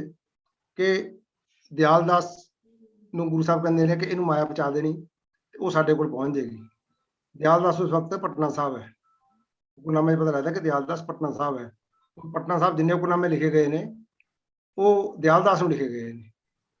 ਤੇ ਦਿਆਲ ਦਾਸ ਜਿਹੜਾ ਹੈ ਬਨਾਰਸ ਦੀ ਸੰਗਤ ਹੈ, ਜਾਂ ਹੋਰ ਪਹਿਲਾਂ ਗੱਲ ਹੋਈ ਹੈ ਜੀ ਮੁੰਗੇਰ ਹੈ, ਸਾਸਾਰਾਮ ਹੈ, ਗਇਆ ਦੇ ਵਿੱਚ ਹੁਣ ਗੁਰਦੁਆਰਾ ਨਹੀਂ ਹੈ, ਉਹ ਬਿਲਕੁਲ ਆਲਮੋਸਟ ਖਤਮ ਹੋ ਰਿਹਾ ਗੁਰਦੁਆਰਾ, ਉਹ ਗਇਆ ਵਾਲਾ ਗੁਰਦੁਆਰਾ। ਤੇ ਉਸ ਤੋਂ ਅੱਗੇ ਜਿਹੜਾ ਹੈ ਪਾਗਲਪੁਰ ਹੈ, ਜਾਂ ਬੰਗਾਲ ਦੇ ਵਿੱਚ ਹੈ ਗੁਰਦੁਆਰੇ, ਅਸਾਮ ਦੇ ਵਿੱਚ ਹੈ ਧੂਬੜੀ ਸਾਹਿਬ ਗੁਰਦੁਆਰਾ ਹੈ ਗੁਰੂ ਸਾਹਿਬ ਦਾ। ਇਹ ਗੁਰੂ ਸਾਹਿਬ ਜਦੋਂ ਹੁਕਮਨਾਮੇ ਲਿਖਦੇ ਆ ਤੇ ਨਾਲ ਲਿਖਦੇ ਕਿ ਦਿਆਲ ਦਾਸ ਨੂੰ ਮਾਇਆ ਪਹੁੰਚਾਉਣੀ ਹੈ। ਇੱਕ सिस्टम है, प्रबंध किया है गुरु साहब ने संगत नूं नाल गुरु घर जोड़न दा, गुरु घर दे नाल जोड़न दा। ते गुरु साहब दीयां बख्शियां प्राप्त करदे है सिख संगत, गुरु नूं भेटा अर्पण करके, गुरु दा आशीर्वाद प्राप्त करके, गुरु दियां दा हुक्मनामा प्राप्त करके ਉਹਦੇ ਵਿੱਚ ਸਿੱਖ ਆਪਣਾ ਜਿਹੜਾ ਹੈ ਉਹ ਜੀਵਨ ਮਰਨ ਜਿਹੜਾ ਸਫਲ ਸਮਝਦੇ ਰਹੇ ਨੇ। ਬਹੁਤ ਸਾਰੇ ਹੁਕਮਨਾਮੇ ਐਸੇ ਨੇ ਜਿਨ੍ਹਾਂ 'ਚ ਗੁਰੂ ਸਾਹਿਬ ਉਹ ਲਿਖਦੇ ਨੇ ਕਿ ਗੁਰੂ ਸਾਹਿਬ ਦਾ ਉਦੇਸ਼ ਕੀ ਹੈ। ਉਦੇਸ਼ ਹੈ ਗੁਰੂ ਸਾਹਿਬ ਦਾ ਸੰਗਤ ਨੂੰ ਵਾਹਿਗੁਰੂ ਪਰਮਾਤਮਾ ਨਾਲ ਜੋੜਨਾ। ਹੁਕਮਨਾਮਿਆਂ ਦੇ ਵਿੱਚ ਕਈ ਜਗ੍ਹਾ ਤੇ ਆਉਂਦਾ ਹੈ ਕਿ ਜਿਨ ਸਿੱਖ ਵਾਹਿਗੁਰੂ ਕੀਆ ਹੈ ਇਸਕੇ ਮਨੋਰਥ ਪੂਰੇ ਹੋਵੇਂਗੇ, ਜਾਂ ਜਿਨ ਸਿੱਖ ਵਾਹਿਗੁਰੂ ਕੀਆ ਹੈ ਸਭ ਕੇ ਮਨੋਰਥ ਪੂਰੇ ਹੋਵੇ ਕਰੇਗਾ, ਗੁਰੂ ਗੁਰੂ ਜਪਣਾ ਜਨਮ ਸੌਰੇਗਾ, ਗੁਰੂ ਸੰਗਤ ਦੀ ਕਿਰਤ ਵਿੱਚ ਬਰਕਤ ਕਰੇਗਾ। ਇਹ ਇੰਪੋਰਟੈਂਟ ਹੈ ਕਿ ਵਪਾਰੀ ਵੀ ਹੈ, ਹਰ ਤਰ੍ਹਾਂ ਦਾ ਵਿਅਕਤੀ ਜਾਂ ਹਰ ਤਰ੍ਹਾਂ ਦਾ ਜਿਹੜਾ ਕੰਮ ਕਰਨ ਵਾਲਾ ਗੁਰੂ ਸਾਹਿਬ ਨਾਲ ਜੁੜਿਆ ਹੋਇਆ ਹੈ, ਕਿਉਂਕਿ ਗੁਰੂ ਸਾਹਿਬ ਦੇ ਰਾਹੀਂ ਗੁਰੂ ਸਾਹਿਬ ਦੀ ਬਖਸ਼ਿਸ਼ ਦੇ ਨਾਲ ਕਿਰਤ ਦੇ ਵਿੱਚ ਵਾਧਾ ਹੋਣਾ। ਜਿਹਾ ਲੋਚੋਗੇ ਤਿਹਾ ਸੰਗਤ ਦਾ ਰਿਜ਼ਕ ਵਧੇਗਾ। ਮਤਲਬ ਇਹ ਬਖਸ਼ਿਸ਼ਾਂ ਨੇ ਗੁਰੂ ਸਾਹਿਬ ਦੀਆਂ ਸੰਗਤ ਦੇ ਨਾਂ ਤੇ। ਤੋ ਇਸੇ ਤਰ੍ਹਾਂ ਹੀ ਗੁਰੂ ਸਾਹਿਬ ਕਈ ਜਗ੍ਹਾ ਦੱਸਦੇ ਨੇ ਕਿ ਜਿਵੇਂ ਇੱਕ ਜਗ੍ਹਾ ਤੇ ਆਉਂਦਾ ਕਿ ਜਿਹੜਾ ਢਾਕਾ ਜਿਹੜਾ ਹੈ ਉਹ ਗੁਰੂ ਦਾ ਕੋਠਾ ਹੈ। ਇਸੇ ਤਰ੍ਹਾਂ ਹੀ ਗੁਰੂ ਸਾਹਿਬ ਇੱਕ ਜਗ੍ਹਾ ਲਿਖਦੇ ਨੇ ਕਿ ਪਟਨ ਦੀ ਸੰਗਤ ਸ੍ਰੀ ਗੁਰੂ ਜੀ ਦਾ ਖਾਲਸਾ ਹੈ। ਖਾਲਸਾ ਸ਼ਬਦ ਗੁਰੂ ਤੇਗ ਬਹਾਦਰ ਸਾਹਿਬ ਦੇ ਹੁਕਮਨਾਮੇ ਦੇ ਵਿੱਚ ਵੀ ਆਉਂਦਾ ਹੈ। ਰਾਮਦਾਸ ਜਗਦੇਵ ਦਾ ਘਰ ਹੈ सो गुरु का है। सर्वा संगत बनारस की गिरद नवाही की गुरु रखेगा, सर्वा संगत मिर्जापुर की गुरु रखेगा, पटना गुरु का घर है, पटना गुरु का घर है, दिल्ली भाई कल्याणी धर्मशाला पहुंचावने। मतलब एक धर्मशाला पता लगता उन्होंने चों कि धर्मशाला जी है भाई कल्याणे की इंपॉर्टेंट प्लेस है दिल्ली के। ये भी यात्रावां दौरान गुरु साहब हुक्मनामे जो लिखते हैं एक जगह दूसरी जगह पर, उन्होंने हुक्मनामे के विचों साडे कोल इन्फॉर्मेशन मिलती है। तो ये हुक्मनामे इस दृष्टि तो असी इंपॉर्टेंट समझते हैं कि गुरु साहब की जो वार्तक है बाणी तो इलावा जे गुरु साहब की कोई ऑथेंटिक इन्फॉर्मेशन मिल सकती है गुरु साहब नाल संबंधित, तो वो सानू हुक्मनामे दे विचों मिल सकती है। तो इस दृष्टि तो गुरु साहब दी यात्रावां जिहड़ियां ने वो देखण नूं मिलदियां ने। गुरु साहब संगत नूं मिलदे ने, संगत दे नाल प्रेम भाव रखते हैं, संगत दे कारज सवारते हैं, तो संगत दीयां स्थानक लोड़ां पूरीआं करते हैं। इस दृष्टि तो गुरु साहब दी यात्रावां नूं देखण दी लोड़ महसूस हुंदी है। क्योंकि असी मैं पटियाले दे विच रहना, पटियाले दे विच साडे नाल ही बिल्कुल बहादुरगढ़ है। बहादुरगढ़ दा पुराना नाम सभाबाद सी। पीर सैफुद्दीन नाल गुरु साहब की मुलाकात कि धर्म के आधार पर गुरु साहब ने कदे किसी नाल कोई वितकरा नहीं किया। लंबी मुलाकात है इत्थे पीर बहादुरगढ़ दे विच पीर सैफुद्दीन नाल। ते पीर सैफुद्दीन कोई आ मामूली व्यक्ति नहीं है। पीर सैफुद्दीन जिहड़ा है ਉਹਦਾ ਵੱਡਾ ਭਰਾ ਫਦਾਈ ਖਾਨ ਤੇ ਔਰੰਗਜ਼ੇਬ ਦੋਨੇ ਫੋਸਟਰ ਬ੍ਰਦਰ ਨੇ। ਇੰਨੀ ਨੇੜਤਾ ਹੈ ਇਹਨਾਂ ਲੋਕਾਂ ਦੀ ਗੁਰੂ ਦਰਬਾਰ ਦੇ ਨਾਲ, ਪੀਰ ਸੈਫੁद्दीन ਦੀ ਤੇ ਫਦਾਈ ਖਾਨ ਦੀ ਬਾਦਸ਼ਾਹ ਦੇ ਨਾਲ। ਪੀਰ ਸੈਫੁद्दीन ਬਾਅਦ ਦੇ ਵਿੱਚ ਪੀਰ ਬਣੇ। ਪਹਿਲਾਂ ਨਵਾਬ ਸੈਫੁद्दीन ਨੇ, ਆਗਰੇ ਦੇ ਨਵਾਬ ਰਹੇ, ਫਿਰ ਕਸ਼ਮੀਰ ਦੇ ਗਵਰਨਰ ਰਹੇ। ਉਸ ਤੋਂ ਬਾਅਦ 1671 ਦੇ ਵਿੱਚ ਉਹ ਛੱਡ ਕੇ ਕਸ਼ਮੀਰ ਨੂੰ ਉਹ ਪਟਿਆਲੇ ਦੇ ਕੋਲ ਆ ਕੇ ਬਹਾਦਰਗੜ੍ਹ ਦੇ ਵਿੱਚ ਆ ਕੇ ਜਿਹੜਾ ਮੌਜੂਦਾ ਬਹਾਦਰਗੜ੍ਹ ਹੈ ਉਹਨਾਂ ਦਾ ਸੈਫਾਬਾਦ ਸੀ, ਉੱਥੇ ਆ ਕੇ ਵਸ ਜਾਂਦੇ ਨੇ। ਤੇ ਉੱਥੇ ਹੀ ਉਹਨਾਂ ਦੀ ਮੁਲਾਕਾਤ ਗੁਰੂ ਸਾਹਿਬ ਨਾਲ ਹੁੰਦੀ ਹੈ। तो वो मुलाकात के दौरान भी गुरु साहब के नाल जो वार्तालाप होंदा है कि जो गुरु साहब पूर्व दी यात्रा जा रहे हैं या मालवे की यात्रा कर रहे हैं, बांगर की यात्रा कर रहे हैं, जो पूर्व की यात्रा तो वापस आ गए, तो वो बांगर की यात्रा दौरान गुरु साहब की लंबी जिहड़ा स्टे है पटियाले के कोल बहादुरगढ़ दे विच ते बादशाह की नीयत बारे भी दसदा गल्लां हुंदियां ने कि बादशाह की नीयत ठीक नहीं है। तो गुरु साहब कहते हैं कि असीं किसी खास उद्देश्य के लिए ये कार्य कर रहे हैं। शाइस्ता खान है नवाब बंगाल का, गुरु साहब जाते रहे। उत्थे संगत रोला गुरुद्वारा है, बड़ी माड़ी हालत दे विच अजकल वो संगत रोला गुरुद्वारा। ते उत्थे ही जो शाइस्ता खान दे नाल भी गुरु साहब नूं विदा करन आउंदा जदों गुरु साहब चलदे ने उत्थों। ये गुरु साहब दी यात्रावां च सानूं बहुत सारियां ऐसियां एग्जाम्पल मिलदियां ने कि गुरु साहब दा यात्रावां दौरान दूजे धर्म के लोकां नाल किस तरह दा संबंध संपर्क सी, दूजे धर्म के लोकां नाल किस तरह दा वरतो व्यवहार सी, दूजे धर्म के लोकां नाल किस तरह रहना सिखाउंदे आ गुरु साहब सानूं, ਜਾਂ ਦੂਜੇ ਧਰਮ ਦੇ ਲੋਕਾਂ ਪ੍ਰਤੀ ਸਤਿਕਾਰ ਕਿੰਨਾ ਹੈ ਗੁਰੂ ਸਾਹਿਬ ਦਾ। ਜਿਹੜੇ ਸਪਿਰਚੁਅਲੀ ਅਪਲਿਫਟਡ ਪਰਸਨੈਲਿਟੀਜ਼ ਨੇ ਉਹ ਕਿਸੇ ਵੀ ਧਰਮ ਦੇ ਵਿੱਚ ਹੋਣ ਇੱਕ ਦੂਜੇ ਦੇ ਨੇੜੇ ਨੇ। ਸਾਨੂੰ ਇਹ ਵੀ ਜਿਹੜੀ ਹੈ ਇਸ ਗੱਲੋਂ ਜਿਹੜੀ ਹੈ ਯਾਤਰਾਵਾਂ ਤੇ ਗੁਰੂ ਸਾਹਿਬ ਦੀਆਂ ਬਹੁਤ ਸਾਰੀਆਂ ਗੱਲਾਂ ਦੇਖਣ ਨੂੰ ਸੁਣਨ ਨੂੰ ਮਿਲਦੀਆਂ ਨੇ। ਇਸੇ ਕਰਕੇ ਪੀਰ ਭੀਖਣ ਸ਼ਾਹ ਕੜਾਮ ਦੇ ਕੋਲ ਸੀ, ਉਹ ਗੁਰੂ ਗੋਬਿੰਦ ਸਿੰਘ ਜੀ ਦਰਸ਼ਨ ਕਰਨ ਉੱਥੇ ਪਟਨਾ ਸਾਹਿਬ ਚਲਾ ਗਿਆ ਸੀ। ਮਤਲਬ ਸਪਿਰਚੁਅਲੀ ਅਪਲਿਫਟਡ ਪਰਸਨੈਲਿਟੀਜ਼ ਜਿਹੜੀਆਂ ਉਹਨਾਂ ਦਾ ਡਿਫਰੈਂਟ ਔਰਾ, ਉਹਨਾਂ ਦਾ ਅਲੱਗ ਹੀ ਤਰ੍ਹਾਂ ਦਾ ਔਰਾ, ਉਹਨਾਂ ਦਾ ਰਾਜ ਨਾਲ ਕੋਈ ਸੰਬੰਧ ਨਹੀਂ ਹੈ।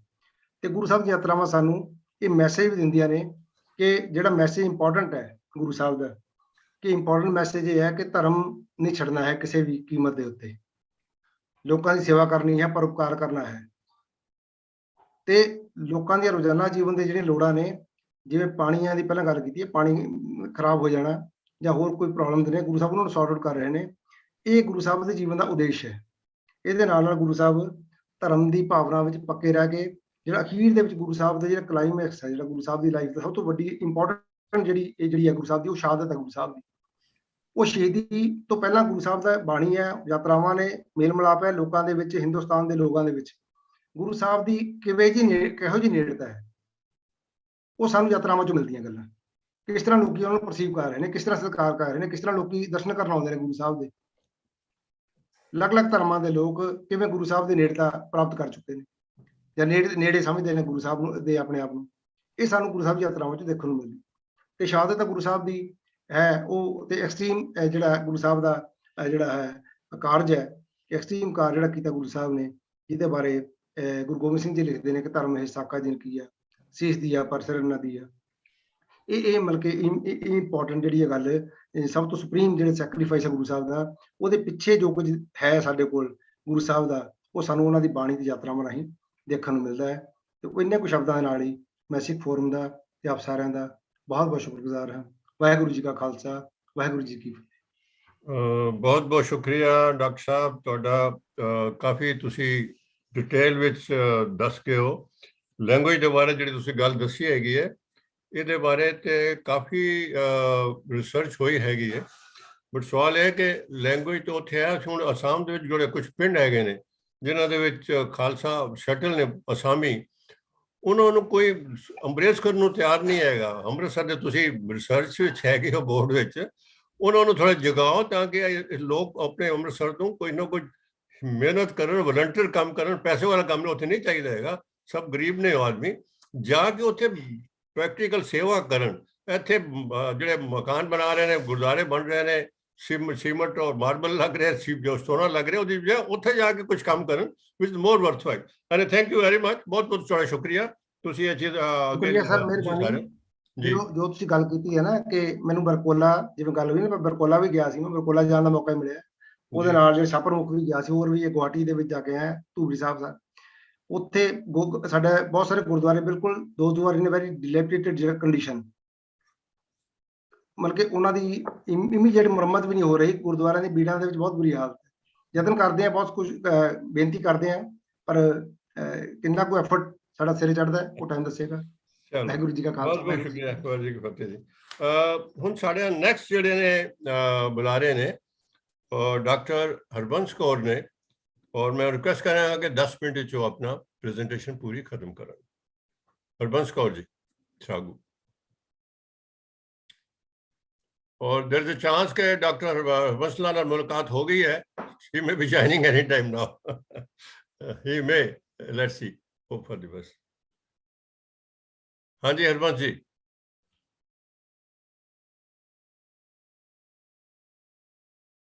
अनम्यूट करो अपने आप नो जी। जी हाँ जी, हुन मेरी आवाज आ रही है? हाँ जी बिल्कुल ठीक आ रही है। Please start. हाँ जी, शुरू करो। मैं सब तो पहला ਤਾਂ ਸਿੱਖ ਫੋਰਮ ਦਾ ਦੀ ਬਹੁਤ-ਬਹੁਤ ਧੰਨਵਾਦੀ ਹਾਂ ਕਿ ਜਿਨ੍ਹਾਂ ਨੇ ਇੰਨੇ ਵੱਡੇ ਸਕਾਲਰਸ ਦੇ ਵਿੱਚ ਬੋਲਣ ਦੇ ਮੈਨੂੰ ਮੌਕਾ ਬਖਸ਼ਿਆ ਹੈ ਤੇ ਇਸ ਦਾ ਬਹੁਤ-ਬਹੁਤ ਸ਼ੁਕਰੀਆ। ਤੇ ਮੈਂ ਆਪਣੇ ਆਪ ਨੂੰ ਪਹਿਲੇ ਜਿਹੜੇ ਸਕਾਲਰਸ ਬੋਲ ਕੇ ਗਏ ਨੇ ਉਹਨਾਂ ਦੇ ਬਰਾਬਰ ਤਾਂ ਨਹੀਂ ਸਮਝਦੀ, ਪਰ ਜੋ ਮੈਂ ਥੋੜਾ ਕੁਝ ਪੜ੍ਹਿਆ ਹੈ 10 ਮਿੰਟ ਵਿੱਚ ਉਹ ਆਪਣੇ ਕੁਝ ਪੁਆਇੰਟਸ ਜਿਹੜੇ ਹੈ, ਕਿਉਂਕਿ ਪੇਪਰ ਬਹੁਤ ਵੱਡਾ ਹੈ, ਮੈਂ ਜਵਾਨੀ ਕੁਝ ਪੁਆਇੰਟਸ ਦੇ ਉੱਤੇ ਗੱਲ ਕਰਨੀ ਚਾਹਾਂ। ਮੈਂ ਟੌਪਿਕ ਆਪਣਾ ਰੱਖਿਆ ਸੀ ਕਿ ਗੁਰੂ ਤੇਗ ਬਹਾਦਰ ਸਾਹਿਬ ਜੀ ਦੀ ਉੱਤਰ ਪੂਰਬੀ ਦੌਰੇ, ਪਰੰਤੂ ਕਿਉਂਕਿ ਇਸ ਦੇ ਰੂਟ ਦੀ ਮੈਂ ਗੱਲ ਨਹੀਂ ਕਰ ਸਕਦੀ ਕਿਉਂਕਿ ਪੇਪਰ ਟਾਈਮ ਇਤਨਾ ਨਹੀਂ ਹੈ ਕਿ ਇਸਨੂੰ ਇਤਨਾ ਲੰਬਾ ਖਿੱਚਿਆ ਜਾਵੇ। ਹਾਂ, ਇੱਕ ਗੱਲ ਜ਼ਰੂਰ ਕਰਨਾ ਚਾਹੁੰਦੀ ਹਾਂ ਕਿ ਗੁਰੂ ਨਾਨਕ ਦੇਵ ਜੀ ਤੋਂ ਬਾਅਦ ਅਗਰ ਕਿਸੇ ਨੇ ਟਰੈਵਲਸ ਕੀਤੀਆਂ, ਸਭ ਤੋਂ ਜ਼ਿਆਦਾ ਟਰੈਵਲਸ ਗੁਰੂ ਨਾਨਕ ਦੇਵ ਜੀ ਤੋਂ ਬਾਅਦ ਗੁਰੂਆਂ ਵਿੱਚ, ਤਾਂ ਉਹ ਗੁਰੂ ਤੇਗ ਬਹਾਦਰ ਸਾਹਿਬ। ਉਹਨਾਂ ਦਾ ਗੁਰਿਆਈ ਦਾ ਟਾਈਮ 1664 ਤੋਂ ਲੈ ਕੇ 1675 ਸਿਰਫ 11 ਸਾਲ ਦਾ ਸਮਾਂ, ਔਰ 11 ਸਾਲ ਦੇ ਸਮੇਂ ਵਿੱਚ ਉਹ 8.5 ਸਾਲ ਤੱਕ ਟਰੈਵਲ ਕਰਦੇ ਰਹੇ। ਉਹਨਾਂ ਨੇ ਮਾਲਵੇ ਦਾ ਦੌਰਾ ਵੀ ਕੀਤਾ ਹੈ, ਉਹਨਾਂ ਨੇ ਉੱਤਰ ਔਰ ਪੂਰਬੀ ਭਾਰਤ ਦਾ ਦੌਰਾ ਵੀ ਕੀਤਾ ਹੈ। ਔਰ ਇਸ ਜਦੋਂ ਅਸੀਂ ਉਹਨਾਂ ਨੂੰ ਦੇਖਦੇ ਹਾਂ, ਕਦੀ ਉਹ ਬੰਗਾਲ ਵਿੱਚ ਨੇ, ਕਦੀ ਉਹ ਉੜੀਸਾ ਵਿੱਚ ਨੇ, ਕਦੀ ਅਸਾਮ 'ਚ ਹੁੰਦੇ ਨੇ, ਕਦੀ ਮਾਲਵੇ ਦੇ ਅਲੱਗ-ਅਲੱਗ ਜਗ੍ਹਾਵਾਂ ਦੇ ਉੱਤੇ ਅਸੀਂ ਉਹਨਾਂ ਨੂੰ ਦੇਖਦੇ ਹਾਂ। ਸਭ ਤੋਂ ਪਹਿਲਾਂ ਤਾਂ ਅਸੀਂ ਇਹ ਦੇਖ ਲਈਏ ਕਿ ਟਰੈਵਲਸ ਕਿਉਂ ਗੁਰੂ ਸਾਹਿਬ ਨੇ ਕੀਤੀਆਂ। I fully agree with Sardar doctor Amarjit Singh ji ਕਿ ਇਹਨਾਂ ਦਾ ਮਕਸਦ ਸਿਰਫ ਜਿਹੜਾ ਹੈ ਕਿ ਧਰਮ ਪ੍ਰਚਾਰ ਕਰਨਾ। ਅਫਕੋਰਸ ਜਿਹੜੀਆਂ ਗੁਰੂ ਨਾਨਕ ਦੇਵ ਜੀ ਨੇ ਸੰਗਤਾਂ ਉੱਥੇ ਕਾਇਮ ਕੀਤੀਆਂ ਸੀ, ਉਹਨਾਂ ਨੂੰ ਸੰਗਠਿਤ ਕਰਨਾ ਵੀ ਉਹਨਾਂ ਦਾ ਇੱਕ ਮਕਸਦ ਸੀ। ਪਰ ਮੈਂ ਜੋ ਸਮਝਦੀ ਹਾਂ ਕਿ ਜਿਹੜਾ ਉਹਨਾਂ ਦਾ ਵੱਡਾ ਮਕਸਦ ਸੀ, ਕਿਉਂਕਿ ਉੱਤਰੀ ਭਾਰਤ ਵਿੱਚ ਜਿਹੜੀ ਔਰੰਗਜ਼ੇਬ ਦੀ ਧਾਰਮਿਕ ਨੀਤੀ ਸੀ ਉਸਨੂੰ ਇੰਪਲੀਮੈਂਟ ਕੀਤਾ ਜਾ ਰਿਹਾ ਸੀ। ਔਰ ਇਸ ਵਕਤ ਜਦੋਂ ਗੁਰੂ ਤੇਗ ਬਹਾਦਰ ਸਾਹਿਬ ਜੀ ਪੂਰਬ ਦੀ ਯਾਤਰਾ ਸ਼ੁਰੂ ਕਰਦੇ ਹਨ 1665 ਵਿੱਚ ਔਰ 70-71 ਵਿੱਚ ਉਹ ਵਾਪਿਸ ਆਉਂਦੇ ਨੇ, ਇਸ ਟਾਈਮ ਤੱਕ ਬਨਾਰਸ ਤੱਕ ਦੇ ਮੰਦਿਰ ਜਿਹੜੇ ਆ ਉਹ ਢਾਹ ਦਿੱਤੇ ਗਏ। ਔਰ ਇਸ ਵਕਤ ਗੁਰੂ ਸਾਹਿਬ ਨੂੰ ਇਹ ਹੈ ਕਿ ਹੁਣ ਇਹ ਜਿਹੜੀ ਲਹਿਰ ਚੱਲੀ ਹੋਈ ਹੈ ਮੰਦਿਰ ਢਾਉਣ ਦੀ ਜਾਂ ਔਰੰਗਜ਼ੇਬ ਦੀ ਧਾਰਮਿਕ ਨੀਤੀ ਨੂੰ ਇੰਪਲੀਮੈਂਟ ਕਰਨ ਦੀ, ਇਹ ਹੁਣ ਉੱਪਰ ਵੱਧਦੀ ਜਾਣੀ। ਤੇ ਇਸ ਲਈ ਉਹ ਚਾਹੁੰਦੇ ਸਨ ਕਿ ਉੱਥੇ ਦੀਆਂ ਸੰਗਤਾਂ ਨੂੰ ਇਸ ਵੇਲੇ ਦੀ ਰਾਜਨੀਤਿਕ ਹਾਲਤ ਤੋਂ ਵੀ ਅਵੇਅਰ ਕਰਵਾਇਆ ਜਾਏ, ਕਿਉਂਕਿ ਇੱਕ ਥੰਮ ਦਾ ਕੰਮ ਕੀ ਹੁੰਦਾ ਹੈ, ਉਹ ਛੱਤ ਨੂੰ ਸਟਰੈਂਥ ਦਿੰਦਾ ਹੈ ਤਾਂ ਕਿ ਛੱਤ ਜਿਹੜੀ ਹੈ ਉਹ ਆਪਣੇ ਮਤਲਬ ਉਸਦੀ ਜ਼ੋਰ ਨਾਲ ਮਜ਼ਬੂਤ ਹੋ ਜਾਵੇ। ਜਿਉ ਮੰਦਰ ਕੋ ਥਾਮੇ ਥੰਮਨ ਤਿਉ ਗੁਰ ਕਾ ਸ਼ਬਦ ਮਨੇ ਅਸਥਮ। ਡੋਲੇ ਹੋਏ ਲੋਕਾਂ ਨੂੰ, ਜਿਹੜੇ ਉੱਤਰੀ ਭਾਰਤ ਵਿੱਚ ਜੋ ਕੁਝ ਹੋ ਰਿਹਾ ਸੀ, ਬਨਾਰਸ ਤੱਕ ਹੁਣ ਹੋ ਚੁੱਕਾ ਸੀ, ਉਸ ਤੋਂ ਲੋਕੀ ਡਰੇ ਹੋਏ ਸਨ। ਔਰ ਗੁਰੂ ਸਾਹਿਬ ਪੈ ਕਾਹੂ ਕੋ ਦੇਤ ਨਹਿ ਪੈ ਮਾਨਤ ਆਨ ਦਾ ਉਹਨਾਂ ਦੇ ਵਿੱਚ ਪ੍ਰਚਾਰ ਕਰਨਾ ਚਾਹੁੰਦੇ ਸਨ। ਉਹਨਾਂ ਨੂੰ ਦੱਸਣਾ ਚਾਹੁੰਦੇ ਸਨ ਕਿ ਅਗਰ ਤੁਸੀਂ ਕਿਸੇ ਤੋਂ ਡਰੋ ਨਹੀਂ ਤੇ ਕਿਸੇ ਨੂੰ ਡਰਾਓ ਨਹੀਂ। ਅਗਰ ਤੁਸੀਂ ਨਾ ਕਿਸੇ ਤੋਂ ਡਰਦੇ ਹੋ ਨਾ ਡਰਾਉਂਦੇ ਹੋ ਤਾਂ ਉਸ ਦੇ ਬਾਵਜੂਦ ਵੀ ਅਗਰ ਤੁਹਾਨੂੰ ਸਿਰ ਦੇਣਾ ਪੈਂਦਾ ਹੈ, ਸਿਰ ਦੇ ਦੇਣਾ, ਪਰ ਸਿਰੜ ਨਾ ਦੇ। ਉਹ ਲੋਕਾਂ ਦੇ ਡੋਲੇ ਹੋਏ ਮਨਾਂ ਨੂੰ ਧੀਰਜ ਔਰ ਸਟਰੈਂਥ ਦੇਣ ਵਾਸਤੇ ਇਸ ਤਰਫ ਗਏ ਸੀ। ਸੋ ਡੈਫੀਨੇਟਲੀ ਸੋਸ਼ਲ ਜਿੱਥੇ ਕੰਸਰਨ ਗੁਰੂ ਸਾਹਿਬ ਦੇ ਨੇ, ਉਹਨਾਂ ਦੇ ਸਿੱਖੀ ਪ੍ਰਚਾਰ ਦਾ ਜਿਹੜਾ ਮਕਸਦ ਹੈ, ਉਸ ਦੇ ਨਾਲ ਇੱਕ ਵੱਡਾ ਮਕਸਦ ਉਹਨਾਂ ਦਾ ਇਹ ਸੀ ਕਿ ਜੋ ਔਰੰਗਜ਼ੇਬ ਦੀ ਧਾਰਮਿਕ ਨੀਤੀ ਹੈ ਉਸ ਦੇ ਬਾਰੇ ਲੋਕਾਂ ਨੂੰ ਜਿਹੜਾ ਹੈ ਅਵੇਅਰਨੈਸ ਦਿੱਤੀ ਜਾਏ, ਉਸ ਦੇ ਬਾਰੇ ਦੱਸਿਆ ਜਾਏ। ਇਹੀ ਕਾਰਨ ਹੈ ਗੁਰੂ ਸਾਹਿਬ ਪ੍ਰਯਾਗ ਜਾਂਦੇ ਨੇ, ਕਾਸ਼ੀ ਜਾਂਦੇ ਨੇ, ਹੋਰ ਤੀਰਥਾਂ ਤੇ ਜਾਂਦੇ ਨੇ, ਤੇ ਪਰ ਉੱਥੇ ਉਹਨਾਂ ਦਾ ਮਕਸਦ ਜਿਹੜਾ ਹੈ ਉਹ ਤੀਰਥ ਯਾਤਰਾ ਕਰਨਾ ਨਹੀਂ ਹੈ। ਗੁਰਬਾਣੀ ਤਾਂ ਕਹਿੰਦੀ ਹੈ ਤੀਰਥ ਨਾਵਣ ਜਾਉ ਤੀਰਥ ਨਾਮ ਹੈ। ਉਹ ਯਾਤਰਾ ਕਰਨ ਨਹੀਂ ਸਨ ਗਏ, ਉਹ ਪੁੰਨਦਾਨ ਕਰਦੇ ਸਨ। ਬਹੁਤ ਉਹਨਾਂ ਨੇ ਪੁੰਨਦਾਨ ਕੀਤਾ। ਗਊਆਂ ਦਾਨ ਕਰਨ ਦਾ ਵੀ ਜਿਹੜੇ ਸਾਨੂੰ ਐਗਜ਼ਾਮਪਲਸ ਮਿਲਦੇ ਨੇ, ਉਹ ਮਾਲਵੇ ਵਿੱਚ ਵੀ ਮਿਲਦੇ ਨੇ। ਢਿੱਲੋਂ ਪਿੰਡ ਉਹਨਾਂ ਨੇ 101 ਗਾਵਾਂ ਦਾਨ ਕੀਤੀਆਂ ਔਰ ਪ੍ਰਯਾਗ ਵਿੱਚ ਵੀ ਕੀਤੀਆਂ, ਕਿਉਂਕਿ ਬ੍ਰਾਹਮਣਾਂ ਦੀ ਹਾਲਤ ਬਹੁਤ ਖਰਾਬ ਹੋ ਚੁੱਕੀ ਸੀ ਇਸ ਧਾਰਮਿਕ ਨੀਤੀ ਦੀ ਵਜ੍ਹਾ ਕਰਕੇ। ਔਰ ਗੁਰੂ ਜੀ ਉਹਨਾਂ ਨੂੰ ਧੀਰਜ ਦੇ ਰਹੇ ਸੀ। ਉਹਨਾਂ ਦੀ ਇਕਨੋਮਿਕ ਹਾਲਤ ਬਹੁਤ ਖਰਾਬ ਹੋ ਚੁੱਕੀ ਸੀ। ਫਲਗੂ ਨਦੀ ਦੇ ਉੱਤੇ ਤਾਂ ਗੁਰੂ ਸਾਹਿਬ ਨੇ ਕਹਿੰਦੇ ਕਿ ਆਪਣੇ 3 ਕੱਪੜੇ ਰੱਖ ਕੇ ਜੋ ਕੁਝ ਵੀ ਸੀ ਉੱਥੇ ਦੇ ਪੰਡਤਾਂ ਨੂੰ ਉਹਨਾਂ ਨੇ ਦੇ ਦਿੱਤਾ। ਉਹ ਇਹਨਾਂ ਨੂੰ ਧੀਰਜ ਦੇਣ ਜਾ ਰਹੇ ਸੀ ਔਰ ਤੀਰਥਾਂ ਤੇ ਗਏ ਤਾਂ ਕਿ ਉਹ ਆਪਣੀ ਗੱਲ ਜਿਹੜੀ ਹੈ ਉੱਥੇ ਆਏ ਲੋਕਾਂ ਵਿੱਚ ਰੱਖ ਸਕਣ, ਕਿਉਂਕਿ ਘਰ ਘਰ ਜਾ ਕੇ ਪ੍ਰਚਾਰ ਤਾਂ ਨਹੀਂ ਕੀਤਾ ਜਾ ਸਕਦਾ। ਜਿੱਥੇ ਸੰਗਤਾਂ ਦਾ, ਜਿੱਥੇ ਲੋਕਾਂ ਦਾ ਸਮੂਹ ਇਕੱਠ ਹੈ, ਉਹ ਉੱਥੇ ਜਾ ਕੇ ਹੀ ਆਪਣੀ ਗੱਲ ਕਰਨਾ ਚਾਹੁੰਦੇ ਸਨ। ਪਰ ਇਸ ਦੇ ਕਿ ਪੂਰਬ ਦੀ ਯਾਤਰਾ ਬਾਰੇ ਅਸੀਂ ਦੇਖੀਏ ਤਾਂ ਸਾਡੇ ਕੋਲ ਸਰੋਤ ਬਹੁਤ ਘੱਟ। ਜਿਹੜੇ ਸਰੋਤ ਹੈ ਨੇ ਸਾਡੇ ਕੋਲ, ਉਹਨਾਂ ਨੇ ਕਲੀਅਰ ਕਰਨ ਦੀ ਜਗ੍ਹਾ ਕੁਝ ਭੁਲੇਖੇ, ਬਲਕਿ ਜ਼ਿਆਦਾ ਭੁਲੇਖੇ ਪਾ ਦਿੱਤੇ। ਉਸ ਦੇ ਵਿੱਚ ਅਗਰ ਅਸੀਂ ਗੱਲ ਕਰੀਏ ਤਾਂ ਭੱਟਵਈਆਂ ਦੀ ਅਗਰ ਅਸੀਂ ਗੱਲ ਕਰੀਏ ਤਾਂ ਉਹ ਤਾਂ ਭੱਟਵਈਆਂ ਤੇ ਕਹਿੰਦੀਆਂ ਨੇ ਕਿ 1661 ਵਿੱਚ ਗੁਰੂ ਗੋਬਿੰਦ ਸਿੰਘ ਜੀ ਦਾ ਜਨਮ ਹੋਇਆ। ਜਦੋਂ ਪਹਿਲੀ ਵਾਰ ਗੁਰੂ ਸਾਹਿਬ, ਜਦੋਂ ਅਜੇ ਗੁਰੂ ਨਹੀਂ ਸਨ ਬਣੇ, ਉਦੋਂ ਜਦੋਂ ਉਹ ਆਪਣਾ 1656 ਵਿੱਚ ਉਹ ਯਾਤਰਾ ਸ਼ੁਰੂ ਕਰਦੇ ਨੇ ਪਹਿਲੀ ਪੂਰਬ ਦੀ ਤਰਫ, ਤਾਂ ਉਸ ਵੇਲੇ ਗੁਰੂ ਗੋਬਿੰਦ ਸਿੰਘ ਜੀ ਦਾ ਜਨਮ ਹੋਇਆ। ਜਦੋਂ ਉਹ ਗੁਰੂ ਬਣਨ ਤੋਂ ਪਹਿਲਾਂ ਪੂਰਬ ਦੀ ਯਾਤਰਾ ਤੇ ਗਏ ਸਨ। ਕਿ ਇਸ ਤਰੀਕ ਨੂੰ ਮੰਨਿਆ ਜਾ ਸਕਦਾ ਹੈ? ਜਾਂ ਫਿਰ ਪਹਿਲੀ ਯਾਤਰਾ ਤੋਂ ਵਾਪਸ ਆਏ ਤੇ ਗੁਰੂ ਪਰਿਵਾਰ ਨੂੰ ਪਟਨਾ ਸਾਹਿਬ ਵਿਖੇ ਹੀ ਛੱਡ ਆਏ। ਆਪ ਜੀ ਆਏ ਤਾਂ ਗੁਰੂ ਹਰਿਰਾਏ ਸਾਹਿਬ ਦੇ ਅਫਸੋਸ ਤੇ ਸਨ, ਪਰ ਇਸੇ ਵਕਤ ਗੁਰੂ ਹਰਕ੍ਰਿਸ਼ਨ ਸਾਹਿਬ ਜੀ ਜੋਤੀ ਜੋਤ ਸਮਾ ਜਾਂਦੇ ਹਨ। ਆਪ ਨੂੰ ਬਕਾਲੇ ਵਿਖੇ ਗੁਰਗੱਦੀ ਮਿਲਦੀ ਹੈ। ਆਪ ਜੀ ਅਨੰਦਪੁਰ ਸਾਹਿਬ ਵਸਾਉਂਦੇ ਹਨ 1665 ਵਿੱਚ ਦੀ ਨਵੰਬਰ-ਦਸੰਬਰ ਨੂੰ। ਨਵੰਬਰ-ਦਸੰਬਰ 1665 ਵਿੱਚ ਉਹ ਦੁਬਾਰਾ ਪੂਰਬ ਦੀ ਯਾਤਰਾ ਲਈ ਚੱਲਦੇ ਤੇ 1666 ਈਸਵੀ ਵਿੱਚ ਉਹ ਪਟਨਾ ਸਾਹਿਬ ਪਹੁੰਚਦੇ ਹਨ ਆਪਣੇ ਪਰਿਵਾਰ ਪਾਸ। ਕਿ ਇਹ ਸਭ ਗੱਲਾਂ ਮੰਨੀਆਂ ਜਾ ਸਕਦੀਆਂ ਹਨ? ਅਗਰ ਇਸ ਗੱਲ ਨੂੰ ਠੀਕ ਮੰਨ ਲਿਆ ਜਾਵੇ ਤਾਂ ਗੁਰੂ ਗੋਬਿੰਦ ਸਿੰਘ ਜੀ ਦਾ ਬਚਿੱਤਰ ਨਾਟਕ ਵਿੱਚ ਇਹ ਕਹਿਣਾ, ਤਹੀ ਪ੍ਰਕਾਸ਼ ਹਮਾਰਾ ਪਇਓ ਪਟਨਾ ਸ਼ਹਿਰ ਵਿਖੇ ਪਵ ਲਿਓ। ਤਹੀ ਪ੍ਰਕਾਸ਼ ਮੀਨਸ ਪ੍ਰਯਾਗ ਦੇ ਸਥਾਨ ਦੇ ਉੱਤੇ ਮਾਤਾ ਜੀ ਨੇ ਕਨਸੀਵ ਕੀਤਾ ਸੀ। ਤੇ ਅਗਰ ਅਸੀਂ 1661 ਦੇ ਜਨਮ ਦੀ ਗੱਲ ਮੰਨ ਲਈਏ ਤਾਂ ਦੁਬਾਰਾ ਜਦੋਂ ਗੁਰੂ ਸਾਹਿਬ ਆਉਂਦੇ ਨੇ ਤਾਂ ਉਸ ਵੇਲੇ ਤਾਂ ਉਹਨਾਂ ਦਾ ਪਰਿਵਾਰ ਔਰ ਮਾਤਾ ਜੀ ਨਾਲ ਹੀ ਨਹੀਂ ਹੈ। ਸੋ ਇਸ ਤਰੀਕੇ ਦੇ ਨਾਲ ਇਸ ਤਰ੍ਹਾਂ ਦੇ ਜਿਹੜੇ ਭੁਲੇਖੇ ਆ ਸਾਨੂੰ ਕੁਝ ਭੱਟਵਈਆਂ ਨੇ ਔਰ ਕੁਝ ਸਾਖੀ ਪੋਥੀ ਨੇ ਪਾਈਆਂ। ਦੂਸਰਾ ਵੱਡਾ ਭੁਲੇਖਾ ਰਾਜਾ ਰਾਮ ਸਿੰਘ ਜੀ ਬਾਰੇ ਹੈ। ਰਾਜਾ ਰਾਮ ਸਿੰਘ ਜੀ ਜਿਹੜੇ ਰਾਜਾ ਜੈ ਸਿੰਘ ਦੇ ਪੁੱਤਰ ਹਨ, ਉਸ ਰਾਜਾ ਰਾਮ ਸਿੰਘ ਦੀ ਮੈਂ ਗੱਲ ਕਰ ਰਹੀ ਹਾਂ, ਜਿਨ੍ਹਾਂ ਨੂੰ ਅਸਾਮ ਦੇ ਵਿੱਚ ਸੈਨਾਪਤੀ ਬਣਾ ਕੇ ਭੇਜਿਆ ਗਿਆ ਸੀ ਜਦੋਂ ਅਹੋਮੀ ਰਾਜਿਆਂ ਨੇ ਗੁਹਾਟੀ ਉੱਤੇ ਦੁਬਾਰਾ ਕਬਜ਼ਾ ਕਰ ਲਿਆ ਸੀ। ਤਾਂ ਉਸ ਵੇਲੇ ਜਿਹੜਾ ਰਾਮ ਸਿੰਘ ਜੀ, ਰਾਜਾ ਰਾਮ ਸਿੰਘ ਜੀ ਨੂੰ ਸੈਨਾ ਦਾ ਸੈਨਾਪਤੀ ਬਣਾ ਕੇ ਭੇਜਿਆ ਗਿਆ ਸੀ। ਇਹ ਲੰਬੀ ਕਹਾਣੀ ਆ, ਮੈਂ ਉਸ ਵਿੱਚ ਨਹੀਂ ਜਾਣਾ ਚਾਹੁੰਦੀ ਕਿ ਅਸਲ ਦੇ ਵਿੱਚ ਇੱਕ ਰੰਜਿਸ਼ ਸੀ ਔਰੰਗਜ਼ੇਬ ਦੀ। ਉਸਨੇ ਸੋਚਿਆ ਕਿ ਅਗਰ ਤਾਂ ਉੱਥੇ ਮਰ ਜਾਏਗਾ ਤਾਂ ਵੀ ਠੀਕ ਹੈ, ਅਗਰ ਉਹ ਜਿੱਤ ਹਾਸਿਲ ਕਰ ਲੈਂਦਾ ਤਾਂ ਮੁਗਲਾਂ ਦੇ ਲਈ ਵੱਡੀ ਗੱਲ ਹੈ। ਇਸ ਗੱਲ ਨੂੰ ਅਸੀਂ ਛੱਡਦੇ ਹਾਂ। ਰਾਜਾ ਰਾਮ ਸਿੰਘ ਕਦੋਂ ਗੁਰੂ ਸਾਹਿਬ ਨੂੰ ਮਿਲਦਾ ਹੈ, ਇਸ ਦੇ ਬਾਰੇ ਬੜੀਆਂ ਸਾਰੀਆਂ ਤਰੀਕਾਂ ਇਤਿਹਾਸਕਾਰਾਂ, ਖੋਜਾਰਥੀਆਂ ਨੇ ਜਿਤਨੇ ਭੁਲੇਖੇ ਪਾਏ ਹਨ, ਸ਼ਾਇਦ ਹੋਰ ਗੁਰੂ ਸਾਹਿਬ ਬਾਰੇ ਇੰਨੇ ਭੁਲੇਖੇ ਨਹੀਂ ਹਨ। ਰਾਜਾ ਰਾਮ ਸਿੰਘ ਅਗਰ ਤਵਰੀਖ ਗੁਰੂ ਖਾਲਸਾ ਨੂੰ ਮੰਨੀਏ ਤਾਂ ਉਹ ਕਹਿੰਦੇ ਜਦੋਂ ਬੁੱਧ ਗਿਆ ਤੋਂ ਪਟਨਾ ਲਈ ਚੱਲਣ ਲੱਗੇ ਨੇ, ਤਾਂ ਉਸ ਵੇਲੇ ਰਾਜਾ ਰਾਮ ਸਿੰਘ ਗੁਰੂ ਸਾਹਿਬ ਨੂੰ ਮਿਲਦਾ ਹੈ। ਅਗਰ ਸੂਰਜ ਪ੍ਰਕਾਸ਼ ਨੂੰ ਅਸੀਂ ਮੰਨ ਲਈਏ ਤਾਂ ਸੂਰਜ ਪ੍ਰਕਾਸ਼ ਕਹਿੰਦਾ ਹੈ ਕਿ ਪਟਨਾ ਸਾਹਿਬ ਵਿੱਚ ਗੁਰੂ ਤੇਗ ਬਹਾਦਰ ਸਾਹਿਬ ਜੀ ਨੂੰ ਰਾਜਾ ਰਾਮ ਸਿੰਘ ਮਿਲਦੇ।